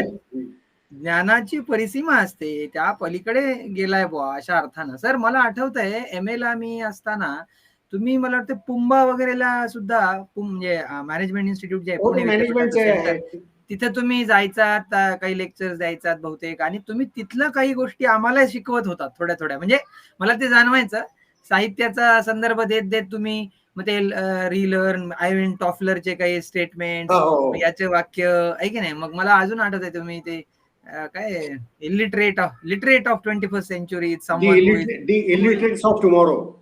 हा हो, नाही नाही, तुम्ही अजून एक ओळ म्हटली होती की अनलर्न, रिलर्न अँड काय ते जे वाक्य आहे ना प्रसिद्ध, ते तुम्ही खूपदा सांगायचात. आणि ते आज जे कोरोना काळामध्ये सर, लॉकडाऊन नंतर टीचिंग प्रोफेशन मध्ये असलेल्या प्राध्यापकांची जी ससे होलपट सध्या होते, ओढाताण होते, म्हणजे त्यातल्या त्यात अर्बन सेक्टरमध्ये, म्हणजे शहरी भागांमध्ये शिकवणाऱ्या म्हणजे गुगल मीट आलं पाहिजे, गुगल इतकं त्याचं सर टेक्निकॅलिटीज आहे. त्याच्यामुळं लर्न, रिलर्न आणि अनलर्न हे तीन तुम्ही जे सांगितलं होतं सिद्धांत, ते खूप महत्वाचे आहेत सर सध्या. तर मला असं विचारायचं आहे की रिटायरमेंट तुमची झाली आणि रिटायर झाल्यानंतर तुम्ही खूप गोष्टी शिकल्या, असं तुम्ही बोलता बोलता म्हणालेलं आठवत आहे तुमच्या आणि तेव्हा आम्ही पण शिकायलाच आलेलो होतो इंग्रजी साहित्याची अगदी तोंड ओळख. आणि तुमचे लेक्चर सर मला आठवतात, 1.5 वर्ष असा समोर बसायचो मी मी काही बोलत नसे, कारण मला काही फार, मी आपलं श्रवण भक्ती केली 1.5 वर्ष. आणि तुम्ही वर्ड्सवर्थ, शेले, म्हणजे ब्रिटिश पोएट्री विशेष करून तुम्ही पूर्ण शिकवली मला. म्हणजे मला अजून त्या सगळ्या ओळी, त्या कविता, मला तो किट्स तुमच्या ते हे सगळं ब्राउनिंग, आठवतं. टेनिसन. आणि हो. मग ब्राउनिंग, टेनिसन. आणि मग एकदा मला वाटतंय तुम्ही बोलत बोलत एक संस्कृत रेफरन्स दिला होता, दैवायत्तम कुले जन्मम, असं काहीतरी, मदायत्तम तो पौरुषम. तर तुम्ही सुरुवात केली होती, सुतो वा सुत पुत्रो वा. आणि तेव्हा मी हो. वर्गात होतो आणि मग मी ते पूर्ण केलं तुमचं. तर तुम्ही म्हणाल, अरे कोण कोण बोललं तो, तो का, तो. मग तुम्ही म्हणाल मला नंतर भेट. आणि मग म्हणजे 1.5 वर्षानंतर मी तुमच्या जेव्हा जवळ येऊन पाहिलं, म्हटलं अरे बापरे. म्हणजे माझ्या मनात एक ते खूप. आणि सर मला असं जाणवते की you have invented me in that sense. म्हणजे नाहीतर माझ्या ज्या आवडी वेगळ्या वेगळ्या होत्या थोड्याशा, पण मला वाटलं अरे सरांसारखी व्यक्तिमत्व, जे मराठी साहित्य असो, संस्कृत साहित्य असो, तुम्ही मध्ये किती उर्दू गझलांचा सुद्धा संदर्भ देत इंग्रजी कविता शिकवायचा. तर हे जे आता जे मल्टी डिसिप्लिनरीज स्टडीज वगैरे काय नवीन नवीन गोष्टी येत आहेत, तर हे याचं खरं तर सर तुम्ही आमचं रोपटं लावलंय. आणि मला खरं तो प्रश्न विचारायचा की रिटायरमेंट झाल्यानंतर, आज अवस्था अशी एक रिटायर झाली की माणसांना रिलॅक्स व्हायचं असतं. तुम्ही रिटायर झाल्यानंतर एवढ्या गोष्टी शिकल्या. आता नॅकचं सुद्धा मला वाटतं सर तुम्ही नंतर खूप गोष्टी रिटायरमेंट नंतर अभ्यास केल्या. तुमचं लेखन म्हणजे अगदी कालचा तुमचा सकाळचा प्रकाशित झालेला लेख पाहिला मी, तुम्ही तो बरोबर. पक्ष्यांवर लिहिलेला, मी तो प्रकाशित केला. मी माझ्या विद्यार्थ्यांनाही पाठवत राहतो. युनिव्हर्सिटी बरोबर. न्यूज मध्ये तुमचे किती वेगवेगळ्या विषयांवरचे लेख, आता मध्ये IQSC आणि ह्याच्याबद्दल तुम्ही लिहिलेला लेख मी आमच्याही कॉलेजच्या मंडळींना पाठवला. तर हे तुम्ही कसं केलं, म्हणजे आफ्टर रिटायरमेंट तुम्ही काय काय शिकलात आणि ते कसा होता अ, अनुभव? अ, अ, कोणतीही जडणघडण ही दीर्घकाळ चालू असते. पण मुख्य काय झालं की तिथे प्राचार्य असताना त्या पिंपरीच्या कॉलेजमध्ये, कॉमर्स कॉलेज होतं, त्यामुळे काही मर्यादा येत होत्या. म्हणजे मला लिटरेचर शिकवायला मिळत नव्हतं. त्यामुळे लिटरेचरच्या प्रवाहातून हळूहळू मी बाहेर फेकला गेलो, ॲडमिनिस्ट्रेशनमध्ये आलो. आणखी मग नॅकची सगळी मुव्हमेंट महाराष्ट्रामध्ये सुरू झाली साधारणपणे 2001च्या सुमाराला. तर मग आम्ही ठरवलं की आपण हे कॉलेज आता आपलं नवीन आहे, 8-10 वर्ष झालेली आहेत, नॅक करून घ्यावं. तर ते 2003च्या शेवटी ते नॅकची कमिटी आमच्याकडे आली. तर ते सगळं सुरुवातीचं काम मीच करून घेतलेलं होतं, कारण ते प्राध्यापक मंडळी तिथली जी होती फार पोरगेलेचे होते बरेचसे जण. तर ते रिपोर्ट वगैरे तयार करणं मी स्वतःच लॅपटॉपवर बसायला लागलो. म्हणजे तेव्हा ते मोठे डबडे कॉम्प्युटर्स होते बघा, ते टेबल मॉडेल्स होते बघा. तर तुला गंमत सांगतो की पहिल्यांदा ते माझ्या समोर आणून ठेवला तो कॉम्प्युटर. तर आम्ही काही कीबोर्ड वगैरे काही शिकलेलं नव्हतं, टायपिंग शिकलेलं नव्हतं पूर्वी. तर तिथे एक शिपाई फार चतुर होता, हुशार होता तो. तर मी ते सांगत असं नुसतं पाहत होतो बघ, कीबोर्ड काय आहे, कुठे काय आहे, काय. त्याने 2-3 दिवस निरीक्षण केलं माझे की सर नुसते चाचपडतायत काहीतरी बरं का. त्याने मग ते एक पहिल्यांदा रिकामं पान कसं काय ओपन करावं, समोर रिकामा कागद असावा तसं रिकामं पान कसं ओपन करायचं, त्यानंतर त्यात म्हणजे कसं लिहायला वगैरे फीड कसं करायला शिकायचं, आणि ते बंद केल्यानंतर कसं डिसअपिअर होऊन जातो, त्यामुळे काय दाबायचं म्हणजे ते तसंच राहतं, सेव्ह होतं वगैरे वगैरे. या प्राथमिक गोष्टी मला त्या शिपायाने सांगितल्या. आता बालादपि सुभाषितम ग्राह्यम, असं एक सूत्र आहे. वा. आणि बाल म्हणजे केवळ वयाने लहान नव्हे, तो कदाचित पोझिशनने लहान असू शकेल. मी प्राचार्य आणखी तो शिपाई. पण त्या शिपायाने मला 2-3 गोष्टी, सर हे बटन दाबलं ना की अमुक अमुक होतं बरं का, या छोट्या छोट्या गोष्टी सांगितल्या. मग आमच्या तिथे एक तेवढ्यात एक त्याच वर्षी नेमकी एक कॉम्प्युटर इन्स्टिट्यूट आमच्या तिथे कॉलेजमध्ये आम्ही सुरू केली. तर तिथल्या मग तो डायरेक्टर जो होता त्याला सांगितलं, अरे तुझे शिकवणारे जे लोक आहेत ना त्यांच्यापैकी कोणाला तरी अर्धा तास माझ्याकडे पाठवत जा रे म्हटलं, जरा हे मला थोडंसं माहिती होऊन जाईल काय करायला पाहिजे काय नाही वगैरे. तर जुजबी पद्धतीने अजून सुद्धा जुजबीच आहे ज्ञान माझं त्या बाबतीमध्ये. म्हणजे मी काय एक्सेल वगैरे काही वापरत नाही, शिकलेलो नाही, मला तसं काही कारणही जाणवलं नाही त्याचं. पण उत्तमपैकी पीपीटी वगैरे तयार करू शकतो, माझ्या स्लाइड्स मीच करू शकतो, आणि त्याच्यावर उगीच भरताट चित्रांची वगैरे घालत नाही मी. पण सर एक मिनिट सर, थोडं तुम्हाला थांबवतोय. तुम्ही म्हणालात मला जुजबी येतं, पण मला आठवतंय मी एकदा मेल केला होता तुम्हाला, आणि वर्ड मध्ये तुम्ही बऱ्यापैकी महारत हासिल केलेली आहे असं मला वाटतं. कारण मला एक गोष्ट माहिती नव्हती. तुम्ही काय केलं, मी पाठवलं होतं सर याच्यावर तुमचा फीडबॅक द्या, तर तुम्ही कॉमेंट ऍड केल्या होत्या त्याच्यामध्ये, कॉमेंट्स. हा, आणि मला ते हा एडिटिंगचं, हा, तर मी ओपन केलं तर ते दिसत नव्हतं. मी तुम्हाला फोन केला की सर ते काही तुम्ही त्याच्यावर लिहिलेलं दिसत नाही. तुम्ही म्हणालात अरे ठोंब्या वगैरे नाही म्हणालात तुम्ही, पण ते डाउनलोड कर आणि मग तुला ते कॉमेंट दिसतील. मग मी ते डाउनलोड करून पाहिल्यावर मला ते कॉमेंट्स, मला तेव्हा कळलं की अरे अशा कॉमेंट्स ऍड केल्या जातात, आहे की नाही. म्हणजे हे खूप गोष्टी सर नवीन आहेत. हा, ते असं निरीक्षणात ना आणखी लोक काय करतायत थोडंसं विचारून, या पठती पश्यती परिपृष्ठती पंडितान उपासयती, हे जे आहे थोडी क्युरिओसिटी असणं शिक्षकाची पहिली क्वालिफिकेशन आहे. अरे की हे मला जाणून घ्यायचं आहे, अथा तो ज्ञान जिज्ञासा, तर ही असणं आवश्यक असते. तर ती दैवयोगाने होती माझ्याजवळ. आणि मग आपल्याला नाही आता तुंबून राहायचं नाही बरं, गंजायचं नाही. To rest is to rust. तर गंजायचं नाही आपण, अशी मनोवृत्ती असल्यामुळे, म्हणून तर नॅकमुळे ह्या गोष्टी शिकलो ना मी. 4 लोक पाहायला मिळाले मला. दुसऱ्या कॉलेजचे प्रिन्सिपल लोक कसे असतात, प्राचार्य कसे, प्राध्यापक कसे असतात, कॉलेजेस कशी आहेत, कमिटी जी असायची त्याचे चेअरमन नेहमी व्हाईस चान्सलर असायचे, दुसरा एक प्रोफेसर युनिव्हर्सिटी लेवलचा प्रोफेसर असायचे. यांच्याबरोबर काम करण्याची संधी, म्हणजे त्यांच्या लेवल्स समजायला लागलेल्या होत्या, त्यांची विचारसरणी लक्षात यायला लागलेली होती, त्यांच्या विषयीचे एकूण पर्सनॅलिटीज काय आहेत याचं लेखाजोखा मला हळूहळू समजायला लागलेला होता. आणि त्याच वेळेला लक्षात यायला लागलेलं होतं की अरे नाही, आपल्याला टेक्नॉलॉजी नीट म्हणजे आपल्या उपयोगापुरती शिकणं आवश्यक आहे. म्हणून मग ते रिपोर्ट वगैरे तयार करणं मी माझ्या स्वतः सुरू केलेलं होतं. पूर्वी ते रिपोर्ट लिहायचो आणि बंद करायचो, ते उडून जायचे. यार म्हटलं हे एवढं काम करतो ते सगळं डिलीट होतं, असं कसं. मग ते शिपाईने सांगितलेलं शिकायला लागलो, हे केलं तर थोडं फॉर्मॅटिंग कसं करावं वगैरे. आता पुस्तकं वगैरे हळूहळू पब्लिश व्हायला लागलेली होती, त्यामुळे टायटल कसं लिहिलं पाहिजे, कोणत्या फॉन्ट वापरला पाहिजे, किती मोठा असला पाहिजे. पीपीटी सुद्धा तयार करत असताना मी अनेक ठिकाणी पाहिलेलं आहे की मजकूर किरकोळ असं बारीक वाचता येणार नाही असा, आणि चित्रच मोठं असतं. तेव्हा मी प्रश्न विचारतो, अरे चित्र महत्वाचं की कॉन्टेंट महत्वाचं आहे. समजा हे चित्र काढून टाकलं तर काही तुझा हे होणार नाही का, म्हटलं कम्युनिकेट होणार नाही का. तो मजकूर वाढवून मोठा करणं म्हटलं, तो दिसायला असा करणं म्हटलं, मी तुझ्यापासून फक्त 10 फूट लांबीवर आहे, तो समजत नाही मला. माझ्या स्लाईड ज्या असतात त्याच्यावर असं फापट पसारा जास्त नसतो बरं का. पण मला कॉम्प्लिमेंट देतात लोक, सर स्वच्छ एका स्लाइडमध्ये जास्तीत जास्त 4 मुद्दे तुम्ही घातलेले आहेत, 4 बुलेट्स. तुम्ही पुन्हा तो टाइम्स न्यू रोमन वापरता आहात, जे इट्स रेकमेंडेड फॉन्ट ऍक्च्युली. या गोष्टी मी पाहत गेलो, शिकत गेलो, रिसर्च गाईड होतो, त्यामुळे हे आम्हाला लक्षात यायला लागलं हळूहळू. टायटल कसं असलं पाहिजे, अपर लोअर्स केस ज्याला म्हणतो आपण, कॅपिटल केव्हा वापरायचं, स्मॉल केव्हा वापरायचं, बारकावे आहेत अरे हे सगळे. तर ते हळूहळू मी मनामध्ये रुजवत गेलो होतो की हे आपल्याला येणं आवश्यक आहे. आणि that has made all the difference, असं ती याची कविता जी आहे, रोड नॉट टेकन. हो, रॉबर्ट फ्रॉस्ट. फ्रॉस्ट ही कविता जी, ती मी भाषांतर केलेलं आहे मराठीमध्ये त्याचं.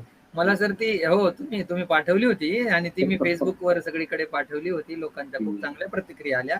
जोवर होता मार्ग बरोबर, तोवर हाल भयंकर झाले, बरं का. असं मला वाटतं वैभव जोशी म्हणून एक नवीन गझलकार आहे, त्यांनी लिहिलेल्या त्या ओळी आहेत. तो म्हणतो की जोवर होता मार्ग बरोबर, तोवर हाल भयंकर झाले. मार्ग बरोबर होता तोपर्यंत फार हाल झाले.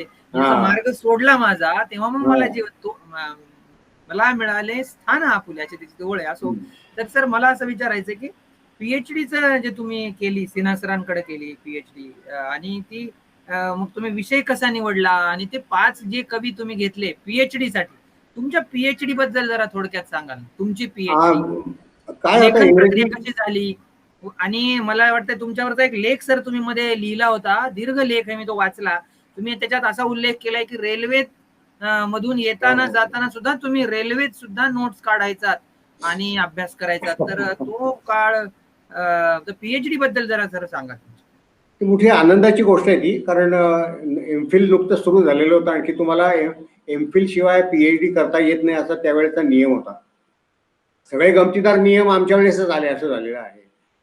तर मग मी ती एंट्रन्स एक्झामिनेशन दिली, एमफिलची एंट्रन्स एक्झामिनेशन दिली. तिथे बरे बरे मार्क मिळाले मला. आणखी मग 8 का 10 8 एक विद्यार्थीच होतं सिलेक्ट केलं गेलो आम्ही फक्त पुणे विद्यापीठामध्ये एमफिलसाठी. ती 2 वर्ष चांगली अभ्यासातली चांगली व्यवस्थित तयारीची गेली. डॉक्टर पत्के नावाचे एक मोठे स्कॉलर, ही नावं तुम्हाला माहिती नाही, तुम्ही ऐकलेली नाहीये. तर डॉक्टर पत्के हे रोड्स स्कॉलर होतं. Rhodes, RHODES, road scholar. अशा फक्त 2 स्कॉलरशिप्स भारतामध्ये असतात. रोड स्कॉलरशिप कर्नाड होते का sir road scholar? Girish Karnad असतील होते. बरोबर. तर त्या रोड स्कॉलर्स पैकी हे पत्के होते, राजीव पत्के. तर हे आम्हाला शिकवायचे. अत्यंत बुद्धिमान, अत्यंत वेलरेड त्याला म्हणू आपण. आणि इंग्रजी ऐकत राहावं, कारण इंग्लंडमध्ये शिकून आलेला मनुष्य, त्यामुळे ते सुंदर प्रोनाऊन्सिएशन वगैरे वगैरे या गोष्टी, म्हणजे तो तास म्हणजे आपण गाण्याच्या मैफिलीत आहोत असं वाटायचं. इतकं सुंदर इंग्लिश बोलायचे वगैरे. म्हणजे आमचे नागराजन वगैरे ही मंडळी सुद्धा इंग्रजी अप्रतिमच बोलायचे. पण नागराजनच्या याच्यामध्ये काही दक्षिणी एखादा टोन येऊन जायचा. I have sed enough about it. Enough काय अरे बाबा इनफ. पण ते असं, टेनिसनची एक कविता आहे, इनोनी नावाची कविता आहे, इनोनी. येस हो सर, तुम्ही शिकवली आम्हाला. अरे वा. येस तुम्ही त्याचा उच्चार मला आठवतंय सर, शिकवताना ते शब्द लिहिला होता आणि मग आम्हाला प्रोनाऊन्स करायला लावलं. म्हणजे त्यातल्या बऱ्याच जणांना ते आलं नाही. नंतर मग तुम्ही त्याचा उच्चार करून दिला. मला ते, मी तर इव्हन मराठीत त्या कंसामध्ये त्याचा उच्चार लिहून ठेवला, माझ्याकडे वही आहे सर, ते मला ते आठवली ती कविता. बोला. स्पेलिंग ही अवघड आहे मुळात. OENONE, ओ पासून जरी असलं तरी ई. इंग्रजी भाषा उच्चारशास्त्र बिन भरवशाचं आहे बरं काय. ते अतिशय ते सगळं विम्सिकल आहे, ते इरॅटिक विम्सिकल. तर ते त्याचा उच्चार नागराजन कसे वेगळेच करायचे, दक्षिणी. वो यन ई. हार्वर्डचा माणूस असेल असं कधी तुम्हाला विश्वास बसेल का याच्यावर? तर एका बाजूला या प्रकारचे उच्चार काही वेळेस वर्गात ऐकावे लागायचे. प्रसंगी मुखर्जी, बाबू मोशा आहे म्हणजे तिकडचे बंगाली गृहस्थ, एखादा उच्चार त्यांचा असंच बंगाली मध्ये यायचा. हा इंग्लिश सुंदर, अप्रतिम. आणि तिसरं हे पत्के, हे ब्रिटिश खास. तर अशा या सगळ्या जडणघडणीमधनं आम्ही तिथे ऐकत गेलो होतो. एमफिल शेवटी पास झालो. नंतर मग वाटायला लागलं की एमफिल वगैरे ठीक आहे, झालं, ही चांगली गोष्ट आहे. सिन्हा सर सुद्धा शिकवायचे. सिन्हा हे ड्रामा एक्सपर्ट आहेत. ते उत्तम शिक्षक आहेत, प्रचंड ज्ञान. कारण हे अमेरिकेत शिकलेले गृहस्थ, आयोवा युनिव्हर्सिटीमध्ये PhD वगैरे केलेले गृहस्थ. म्हणजे ही माणसं बघ ना आम्हाला कशी पाहायला मिळाली. आमची जेव्हा घडण होत होती तेव्हा ह्या लोकांजवळ आणखी म्हणजे गेल्यामुळे त्यांचं वाण गुण सगळं ते यायला लागलं ना हळूहळू आमच्यामध्ये. शिस्त कशी असते, प्रामाणिकपणा कसा असतो, अभ्यासाची वृत्ती कशी ठेवणं आवश्यक आहे, हे सगळं अनकॉन्शियसली सबकॉन्शियसली म्हणू आपण, हे आमच्यावर बिंबत गेलं. तर मग ते एमफिल पास झाल्यानंतर मी एक दिवशी सिन्हा सरांना भेटलो.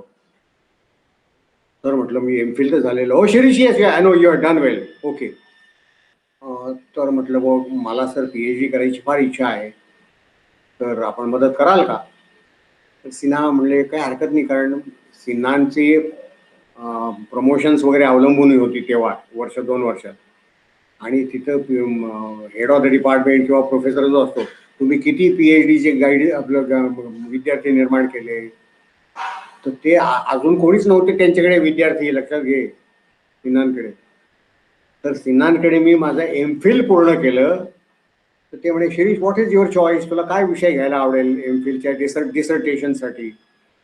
तर शिकवण्याच्या याच्यामध्ये सगळे डिग्री FY 12वी 11वी इथपासून शिकवलेलं असल्यामुळे काही भारतीय लोकांच्या कविता देखील शिकवाव्या लागत असत. आणि माझ्या लक्षात यायला लागलं की या मंडळींवर अजून फार काम झालेलं नाही. म्हणजे एका बाजूला ते व्हर्जिनिया वुल्फ असेल, TS एलियट असेल, लॉरेन्स वगैरे मोठमोठाले राक्षस लोक इंग्रजीमधले, त्यांच्या नादी आपल्याला लागता येणार नाही मग म्हटलं, जाऊ दे. पण ही आपल्या जवळची माणसं वाटतात थोडीशी. DC म्युझिकल सारखा कवी आहे उदाहरणार्थ, तर त्याने व्हिजिटर नावाची कविता, सहज आठवली म्हणून सांगतोय, व्हिजिटर नावाची कविता आहे. तर त्या कवितेमध्ये 3 times a crow has cod at my window असं म्हटलेलं आहे. अरे म्हटलं, हे तर म्हणजे आपल्याकडे म्हणजे पहिलं तो गे काऊ कोकत आहे, शकून गे माये सांगत आहे. तर हा त्याच्यामध्ये टोन मला दिसतो आहे की 3 times the crow has cod at my window, 3 times I got the message. ही आपल्याकडे असलेली श्रद्धाच आहे, नाही का? कावळा बसून फांदीवर जर तारखा तुमच्या खिडकीत येऊन ओरडायला लागला, तर पाहुणे पंढरी राऊ येतील कारे घराकडे येतील. ज्ञानेश्वरांची ज्ञानेश्वरांनी जसं विचारलेलं आहे त्यांच्या विरहाणीमध्ये, तसं हा कवी एका दृष्टीने म्हणतो आहे व्हिजिटर, आणि कावळा संदेश आणतो आहे. तर याच्यात काहीतरी आपल्याला आपलं खास भारतीयत्व दिसतंय बा मला या सगळ्या लिहिण्यामध्ये. दुसरी एक त्यांची नाईट ऑफ द स्कॉर्पियन नावाची फार प्रसिद्ध कविता आहे, ती शिकवावी लागली मला. नाईट ऑफ द स्कॉर्पियन तुम्ही शिकवली सर आम्हाला. अच्छा, तर त्याच्यामध्ये तो इंडियन रिझम त्याने आणायचा प्रयत्न केलेला आहे. दैया रे दैया चढ गयो पापी बिछुडवा, असं एक गाणं आहे बघा, एका हिंदी सिनेमातलं गाणं आहे. की ते नाट्यमय तीच सगळी स्थिती आहे की विंचू चावलेला आहे आणि ते नाच करतायत, तो उतरवण्यासाठीचा नाच आहे. तर मग आपल्याकडे असलेल्या श्रद्धा, अंधश्रद्धा, गावातल्या पद्धती, नृत्य पद्धती, हे सगळे जे आहेत त्या कवितेत फार सुंदर रिफ्लेक्ट झालेलं आहे. आणि शेवटी ज्या 3 ओळी आहेत त्या कवितेला भलत्याच उंचीवर नेऊन पोहोचवतात DC म्युझिकलच्या. की माय मदर ओनली सेड, तिला विंचू चावलेला होता आईला. My mother only said that thank God the scorpion picked on me and not on my children. आता हे काय म्हणतो आपण, हे हृदय कसे आईचे, नाही का? 3 ओळीमध्ये फक्त हे त्या कवितेत मला दिसायला लागलं. आणखी लक्षात आलं की हा कवी ज्यू आहे धर्माने, शिकवताना इंग्लिश लिटरेचरचा प्रोफेसर आहे, शिक्षण इंग्लंड अमेरिकेत झालेलं आहे, Marathi is my lost mother tongue असं म्हणतो आहे. पण प्रत्यक्षामध्ये कवितेमध्ये त्याच्या मला जे दिसतंय ते भारतीय मन दिसत आहे. मग आणखी असे कवी असतीलच ना आपल्याकडे लिहिणारे. मग मला अरुण कोलटकर सापडले इंग्लिशमध्ये लिहिणारे, मराठीत तर ते प्रसिद्धच. दिलीप चित्रे सापडले.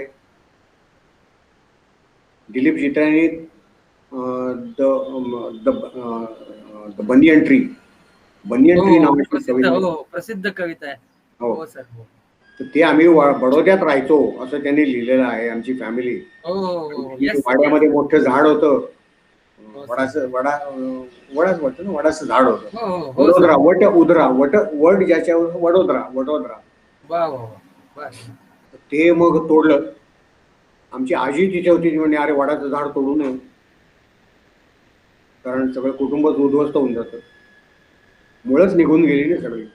आणि तसंच झालं म्हणे, ते वडाचं झाड तोडलं गेलं. आणखी काही वर्षांनी आमची संपूर्ण बडोद्यातली फॅमिली जी आहे ते आम्हाला मुंबईला यावं लागलं, महाराष्ट्रात यावं लागलं. हे जे आता ही श्रद्धा आहे, नाही का? ही श्रद्धा कवितेमधनं कशी, भाषा इंग्लिश असेल, त्यांचे विषय बघा, आईविषयी लिहितात. मला प्रशांत, तू इंग्रजी शिकलेला आहे, म्हणजे MA PhD केलेला आहे, आईविषयीच्या किती कविता इंग्रजीमध्ये आहेत रे? बरोबर आहे. आठवतच नाही ना चटकन. काय ठीक आहे, नाही, असू वगैरे. अगदी बरोबर. आपल्याकडे माधव ज्युलियन घे, नाही तर आणखी यशवंत घे, आणखी आई म्हणून कोणी आईचा हाक मारी. वा वा. आईविषयीच्या AK रामानुजनच्या काय अप्रतिम कविता आहेत तुला सांगतो. तर मग रामानुजन वाचायला लागलो, इजिकेल वाचायला लागलो, आणखी मग सिन्हा सरांना म्हटलं, सर ही भारतीय कविता जी आहे त्याच्याविषयी काहीतरी मला करता येईल. ते म्हणजे काय हरकत नाही, म्हणजे फार लोकांनी काम नाही केलेलं बरं का. म्हणून मग मी निसीम इजिकेल निवडला. आणि मग MPhil साठी, PhD साठी मग म्हणे अरे तुला यात इंटरेस्ट निर्माण होतोय तर आणखी 4-5 कवी निवड. मग दिलीप चित्रे निवडले, अरुण कोलटकर निवडले, पार्थसारथी निवडले, आणखी निसीम इजिकेल तर होतच, आणि दारूवाला, असे 5 कवी निवडले मी. आणि त्यांच्या कवितेमध्ये भारतीयत्व काय आहे बुवा, Indian element, Indian experience, Indian sensibility ज्याला म्हणू आपण, याचा थोडासा मी जास्त तपशीलवार अभ्यास सुरू केला. आणखी छान, फार सुंदर तो काळ गेला सगळा PhDचा. अभ्यासाचा काळ चांगला गेला, परंतु प्रत्यक्ष लिहिण्याचा काळ वाईट गेला. कारण काय आहे, मी त्यावेळेस तिथे एका दुसऱ्या कॉलेजमध्ये गेलेलो होतो, काम करत होतो. तिथे जातीपातीचं वातावरण फार होतं आहे. तो प्रिन्सिपल जो होता तो काही माझ्या जातीचा नव्हता, त्यामुळे त्याला माझ्या जातीविषयी फार राग होता. सहकारी मंडळी जी होती हे असे यथातथाच होते सगळे. त्यांना ना अभ्यासाच्या आरशा काही संस्कार नव्हते, आवडी नव्हत्या. दोष देत नाही मी, एकूणच वातावरण सगळीकडे तसं आहे. तर तो प्रिन्सिपल त्रास द्यायचा, सहकारी मंडळी त्रास द्यायची. मला फार वैताग यायचा की आपण हे कसं काय सगळं संपवणार PhDचं. कारण रोज जाऊन येऊन करायचो, पुण्याला राहायचं, आणखी तिथे जायचं, लोकलने प्रवास करायचा 1.5 तास रोज. आणि सिन्हा सर तर तसे शिस्तबद्ध व्यक्तित्व. शिरीष, मी जेव्हा तुला बोलवील महिन्यात 1.5 महिन्याने, तेव्हा काहीतरी लिहून आणलं पाहिजे बाबा. नुसतं येऊन गप्पा झाल्या आहेत, गाईडची भेट झाली वगैरे 6 महिन्यांनी, असं नाही. काहीतरी लिहून आणलं. मला फार आवडलं ते, की काहीतरी तू कॉन्क्रीट सबस्टॅन्शियल दिसलं पाहिजे. टँजिबल म्हणतात इंग्लिशमध्ये, टँजिबल रिझल्ट्स, टँजिबल आउटकम्स. ही शिस्त मला त्यांनी फार लावली. त्यामुळे मी धडा काय शिकलो, की यायचा जायचा आपला 1.5 जायचा तास आणि 1.5 यायचा तास हा लोकलमध्ये जातो. तर आपण काय करावं, वरच्या त्या ह्याच्यावर स्लीपर जे असते, स्लीपर बर्थ, त्याच्यावर बसायचं. आणि पुस्तकं धोकटीमध्ये पुस्तकं असायचीच. निसीम इजिकेल असायचा, दिलीप चित्र्यांचं ट्रॅव्हलिंग इन ए केज असायचं, जेजुरी असायचं कोलटकरांचं, ते वाचायचं. त्याविषयीची काय आपली मतं निर्माण होत आहेत ते मी लिहायचो, नोट्स काढायचो. आणि त्या नोट्स मग सरांना दाखवायचो. सर म्हणायचे हे फार उथळ आहे, हे जे लिहिलेलं आहे ते फार शॅलो आहे. बघा, 15, 20, 25 वर्ष MA झाल्यानंतर आपल्याला प्राध्यापक जेव्हा ऐकवतो हे शॅलो आहे सगळं, तेव्हा हा खरा टीचर आहे हे म्हणावं, ओळखावं, हे लक्षात ठेवा. हे लक्षात राहिलं पाहिजे आपण. नाही तर आज थोडंसं बरंच प्रशांत, बरेच वेळा काय होतंय की instead of shaping the character of the students, most, not all, most teachers are trying to entertain them. त्यांचं मनोरंजन कसं होईल एवढंच पाहत आहेत फक्त शिक्षकांचं, आपल्या विद्यार्थ्यांचं. तर तसं नाही चालणार. त्याच्याकडनं ते गोकून पाठ करून ताड्या पिट्या ते सगळं झालंच पाहिजे व्यवस्थित. तर त्यामुळे मला दुसऱ्याचं लिहायला लावायचे ते चॅप्टर नोट्स लिहून, पुन्हा लिहून आण सगळे. जरा टिप्स द्यायचे मला, या ऑन दीज लाईन्स पहा बरं, उदाहरणार्थ हा मुद्दा घालता येतो का पहा, तो मुद्दा घालता येतो पहा, तू या कवितेचा अर्थ दिलेला आहे पण तो दुसरा अर्थ असा निघू शकतो का पहा बरं. अशा हिंट्स द्यायचे आणि त्या पद्धतीने मग दुसरा ड्राफ्ट करून आणायचो. तर ते लगेच पगडी झेरबिऱ्या हलायचे नाही त्यांच्या पगडीच्या, काय हा बरोबर चांगलं केलं वगैरे असं काही नाही. हा ठीक आहे, आता तू पुष्कळ you're on the correct track नाव, आणखी डेव्हलप कर. अरे बाप, तिसरा ड्राफ्ट. आणि नंतर मग काही वेळेस काय व्हायचं की ते म्हणायचं नाही तुझा दुसरा ड्राफ्ट बरा होता बरं का. असं सुद्धा होत गेलं बरेच वेळा की दुसरं ते बरोबर आहे, ते त्याच्यात आणखी फक्त थोडं आणखी आता तू जास्त उदाहरणं दे, क्रिटिकल ओपिनियन आणायचा प्रयत्न कर. कारण PhD म्हणजे काय असतं, आपल्या ज्ञानाचं प्रदर्शन देखील असतं, लक्षात ठेवा. So they to be exhibition, की तुम्ही हे वाचले, ते वाचले, ते वाचले, ते वाचले, हे सुद्धा त्यात दिसलं पाहिजे. आणि ते वाचल्यानंतर मी देखील कसा आहे, वेगळा आहे हे वाचल्यानंतर हे सांगता आलं पाहिजे. म्हणजे त्यातनं हे जे आहे तो केवढा मोठा मला धडा मिळाला आहे बघ त्यातनं. त्याला आपण ओरिजिनॅलिटी वगैरे म्हणतो, क्रिएटिव्हिटी वगैरे म्हणतो. इतक्या सोप्या शब्दांमध्ये समजावून सांगितलं ना की 10 क्रिटिक वाच त्यांना आण मध्ये, पण डोंट ॲग्री विथ देम. हे जे आहे आपण काय करतो, yes yes as so and so has very correctly sed. मग तू कशाला आणखी सांगतोस ते? त्याने जर करेक्टली सांगून ठेवलेलं आहे तर तो आणखी काय दिवे लावणार आहे? तुमची अशी हिंमत झाली पाहिजे पुढे अभ्यास करून की what he says is I don't quite agree with that, I don't quite accept that. या पातळीपर्यंत आणायचा प्रयत्न त्यांनी केला. ते काय सगळं प्रत्येक वेळी मला जमतं असं नाही आहे. आपण बरेच वेळा हां ते छान आहे, हां ते चांगलं आहे वगैरे म्हणत राहतो अजून सुद्धा. परंतु काम हे वेळच्या वेळी केलं पाहिजे. त्यानंतर त्याचे मला टँजिबल आउटकम्स दिसले पाहिजेत. आणखी प्रत्येक वेळी सांगितलं दुरुस्त करून आण, दुरुस्त करून आण, तर रागवायचं, चिडायचं, निराश व्हायचं नाही. केवढे मोठे हे मला धडे दिलेले आहेत त्यांनी. या सगळ्यामधनं मी गेलो तर या जडणघडणीमध्ये फार मोठा म्हणजे माझं विलिंगनेस तर असावा लागतो. You have to be willing to change yourself. आणि तुम्हाला चेंज करायला कोण सांगताय हे देखील महत्वाचं आहे ना. इतकी मोठी माणसं जर सांगतायत आपल्याला तर मग it's worth changing one self, हे आपल्याला पटायला लागतं. तर अशा पद्धतीने ते PhDचं काम सिन्हा सरांनी चांगल्या पद्धतीने करून घेतलं आणि मग तो थिसिस मान्य. हो, तुमचं पुस्तक सर नंतर यांनी अटलांटिक पुस्तक अटलांटिक काढलं ते पुस्तक. त्याची प्रस्तावना सर मी म्हणजे अक्षरशः म्हणजे PhDच्या काळातही आठवतंय आणि एका प्रोजेक्टवर होतो मध्ये त्या काळात पण भारतीय विद्यापीठात तो आपला होता ना, influence of Ramayana and Mahabharata on Indian English literature. तो एक डॉक्टर रणखांबे सर प्रकल्प करायचे, त्यांच्याकडे मी रिसर्च फेलो म्हणून होतो. तर तेव्हा तुमचं हे पुस्तक सर दर्यागंज दिल्लीमधनं तेव्हा सरांनी मला पुस्तक आणण्यासाठी दिल्लीला पाठवलं होतं तेव्हा. आणि तेव्हा सर मला आठवतंय दिल्ली दर्यागंजच्या एका पुस्तकालयामध्ये ते तुमचं पुस्तक मला म्हणजे तिथे मिळालं, तिथनं घेतलं, लायब्ररीला आणलं. नंतर मी आमच्याकडे आता मी ज्या महाविद्यालयात आहे ते मागवलं आणि PhDच्या काळात त्याची जी प्रस्तावना आहे ना सर, ती मला खूप उपयुक्त ठरली. कारण त्याच्यात तुम्ही व्हॉट इज इंडियननेस असं जे संदर्भ देऊन तुम्ही जे त्यात मांडले, Indianness in this Indian English poets, त्याचा खूप चांगला धांडोळा घेतलाय. Indianness in selected Indian English poets.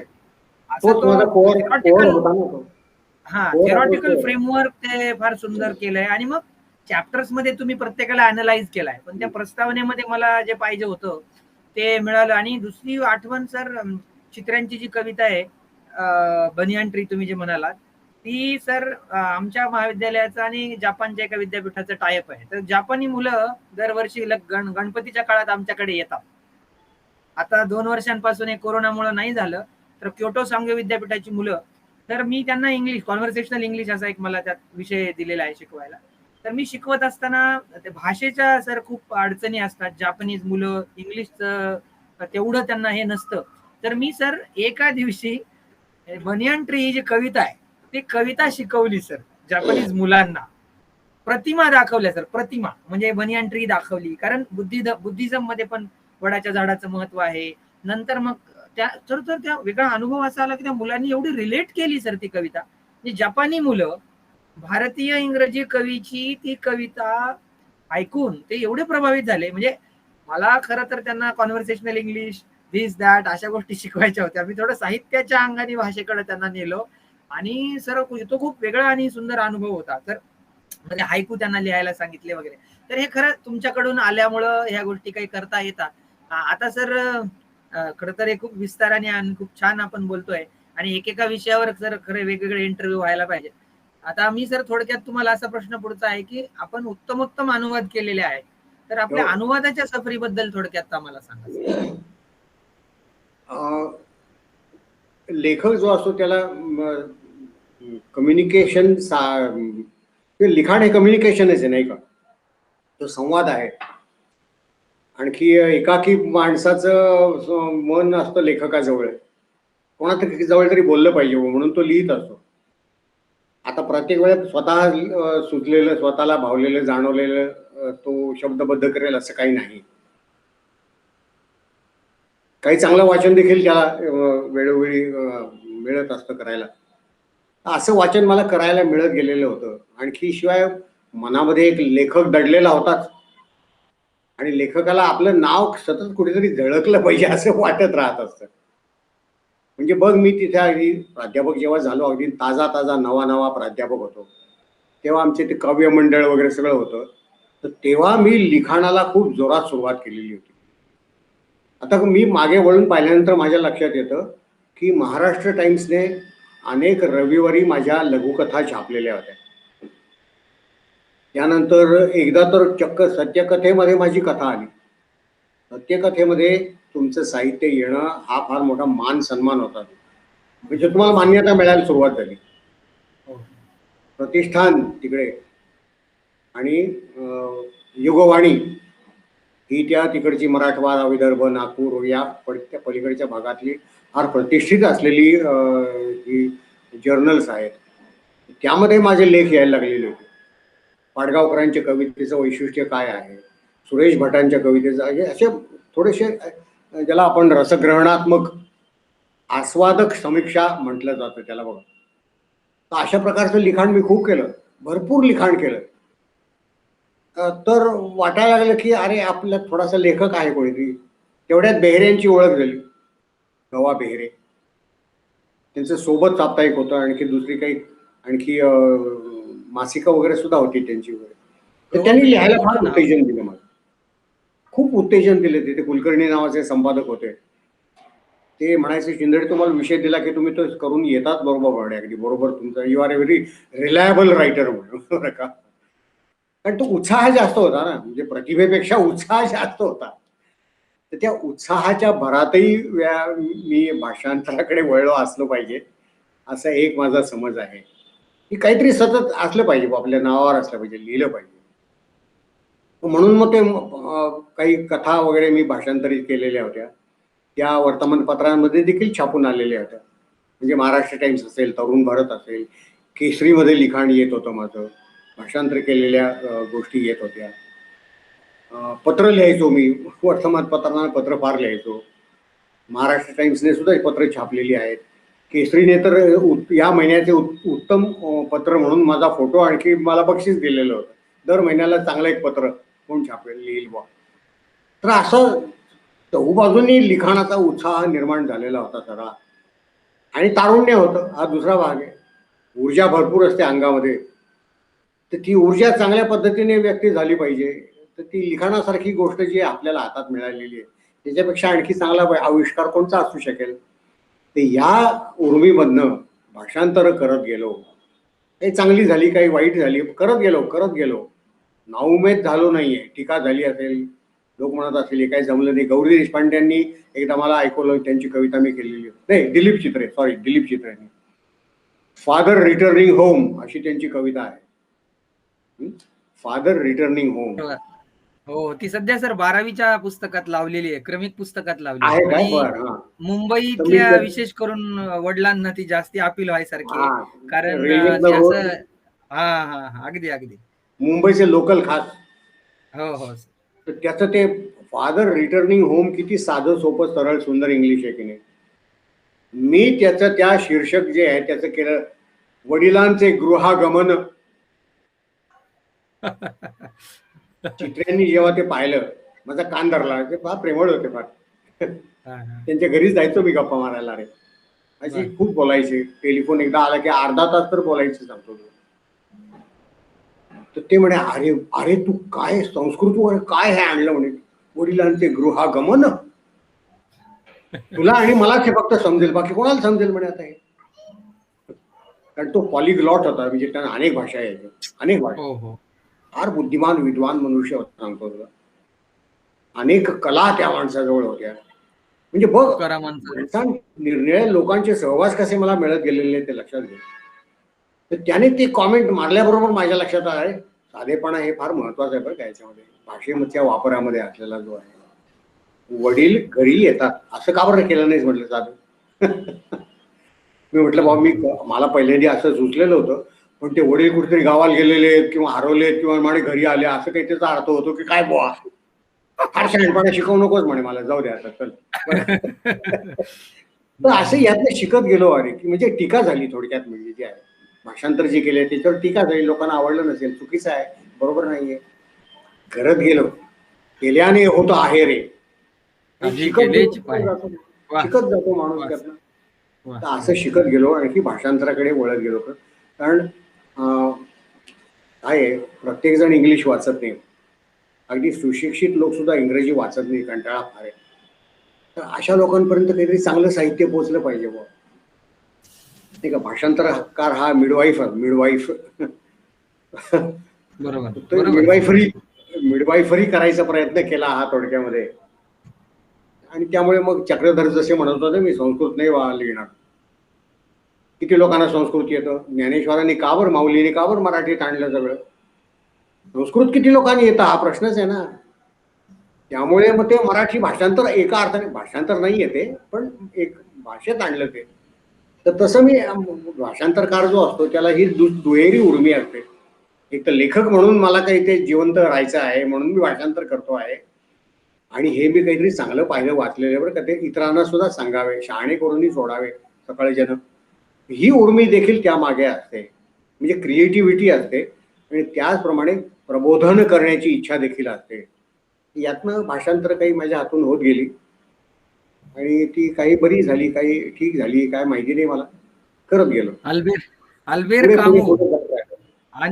Albert कामू आणि भीमसेन जोशी सर, असा तो जो पल्ला आहे बरं का. वेगळे एक अस्तित्ववादी. एक्झिस्टेन्शियलिस्ट फिलॉसॉफीचा अस्तित्ववादी, तो अगदी आपलं अस्तित्व विसरून टाकायला लावणारे भीमसेन जोशी.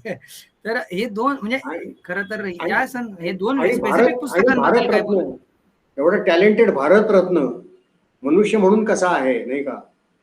महात्मा गांधी, आता माझ्याकडे पुस्तकं काही आलेली आहेत, आता ते भिकू पारिख नावाचे आहेत, की महात्मा गांधी हे मनुष्य म्हणून पाहणं हे देखील आवश्यक आहे. आपण महात्मा म्हणून पाहतो, आपण पुढारी म्हणून पाहतो, पण माणूस म्हणून काय काय गोष्टी त्या माणसाच्या आपल्याकडून आपल्याला हे करून घेता येतील, समजून घेता येतील, हे देखील आवश्यक आहे.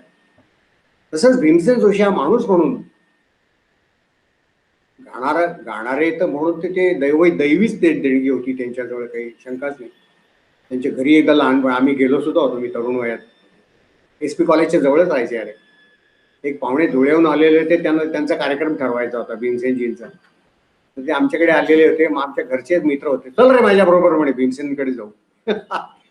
भीमसेन जोशींकडे गेलेलो होतो. त्यांच्या समोर बसून, त्यांच्या जवळ बसून भीमसेन मी पाहिलेले आहेत, ऐकलेले आहेत. पुढे मैफिलीमध्ये सुद्धा आम्हाला फार गाणं समजते, अशा पद्धतीने पहिल्या रांगेत जाऊन बसायचो. काही वेळेस असं झालेलं आहे. जसराजजी असोत, कुमार गंधर्व असोत, अरे MA ला आम्ही असताना रात्री पायी चालत जायचो बरं युनिव्हर्सिटीतून, आणखी त्या लक्ष्मी क्रीडा मंदिर हे इथे जाऊन यांची गाणी ऐकलेली. रात्री 3-4 वाजता मैफिली संपल्यानंतर त्या धुंदीमध्ये चालत चालत आलेलो, आणखी झोपलेलो आहोत, आणि दुसऱ्या दिवशीचं लेक्चर बुडवलेलं आहे. पण पापाची भावना नाही झाली, कारण इतके दिग्गज ऐकायला पाहायला मिळालेले आहेत. आज माहितीये का, पाहतात का, माहितीयेत का लोकांना, ते आम्ही जवळून मैफिली ते पाहिलेले लोक आहेत, ऐकलेले, तुडुंब ऐकलेले शास्त्रीय संगीत वगैरेचे. तर तसंच भारी भारी शिक्षक देखील पाहिलेले आहेत आम्ही. हा भाग जो आहे ना, तर त्यातलं थोडस काहीतरी आलेलं आहे. रे, मुलांना वाटतं की काय भारी आहे शिक्षक, हा शिंदडे म्हणजे काय काय बात आहे. सगळीकडे तो सर तुमच्या ऐकायला, म्हणजे आम्हाला कानात ते येतो म्हणे, मला कित्येक लोकांनी सांगितलंय, कित्येक लोकांनी, की ते ऐकतोय, परीक्षेत लिहायला बसलो की तुमचा आवाजच कानात येतो म्हणे सर. आता हे माझं भाग्य आहे, हा वेगळा भाग आहे. म्हणून हे भाग्याने मला जास्त जरा अतिच यश दिलेलं आहे विद्यार्थ्यांच्या बाबतीमध्ये, असं काही वेळेस नम्रपणे वाटत राहतं. पण आनंदही होतो की अरे वा, विद्यार्थी आठवण काढतायत आपली, याच्यापेक्षा आणखी मोठं काय पाहिजे, आणखी मोठी गुरुदक्षिणा. तू एक प्रश्न मला पाठवलेला होता की सर तुम्ही काव्यलेखन केलेलं आहे, म्हणजे अनुवाद केलेले, काव्यलेखन केलेलं आहे वगैरे. आता खरं म्हणजे आता घरामध्ये कविता आमच्या वापरू नये, पण पाणी भरत होती कविता आमच्या घरात, खरं सांगायचं म्हणजे. कारण आजोबा लिहायचे, वडील सुंदर लिहायचे, म्हणजे मोठे बंधू आहेत ते लिहितात, माझी धाकटी बहीण जी आहे ती कविता लिहिते, तिचे कविता संग्रह झालेले आहेत वगैरे सगळे जे आहे. तर अशी कविता घरामध्ये खूप आहे माझ्या. पण मला लिहायला आवडतं, स्फूर्ती येते. मी काही वेळेस इंग्लिशमध्ये लिहितो, काही वेळेस हिंदीमध्ये सुद्धा लिहितो. कल्पना कर, हिंदीमध्ये कविता लिहितो.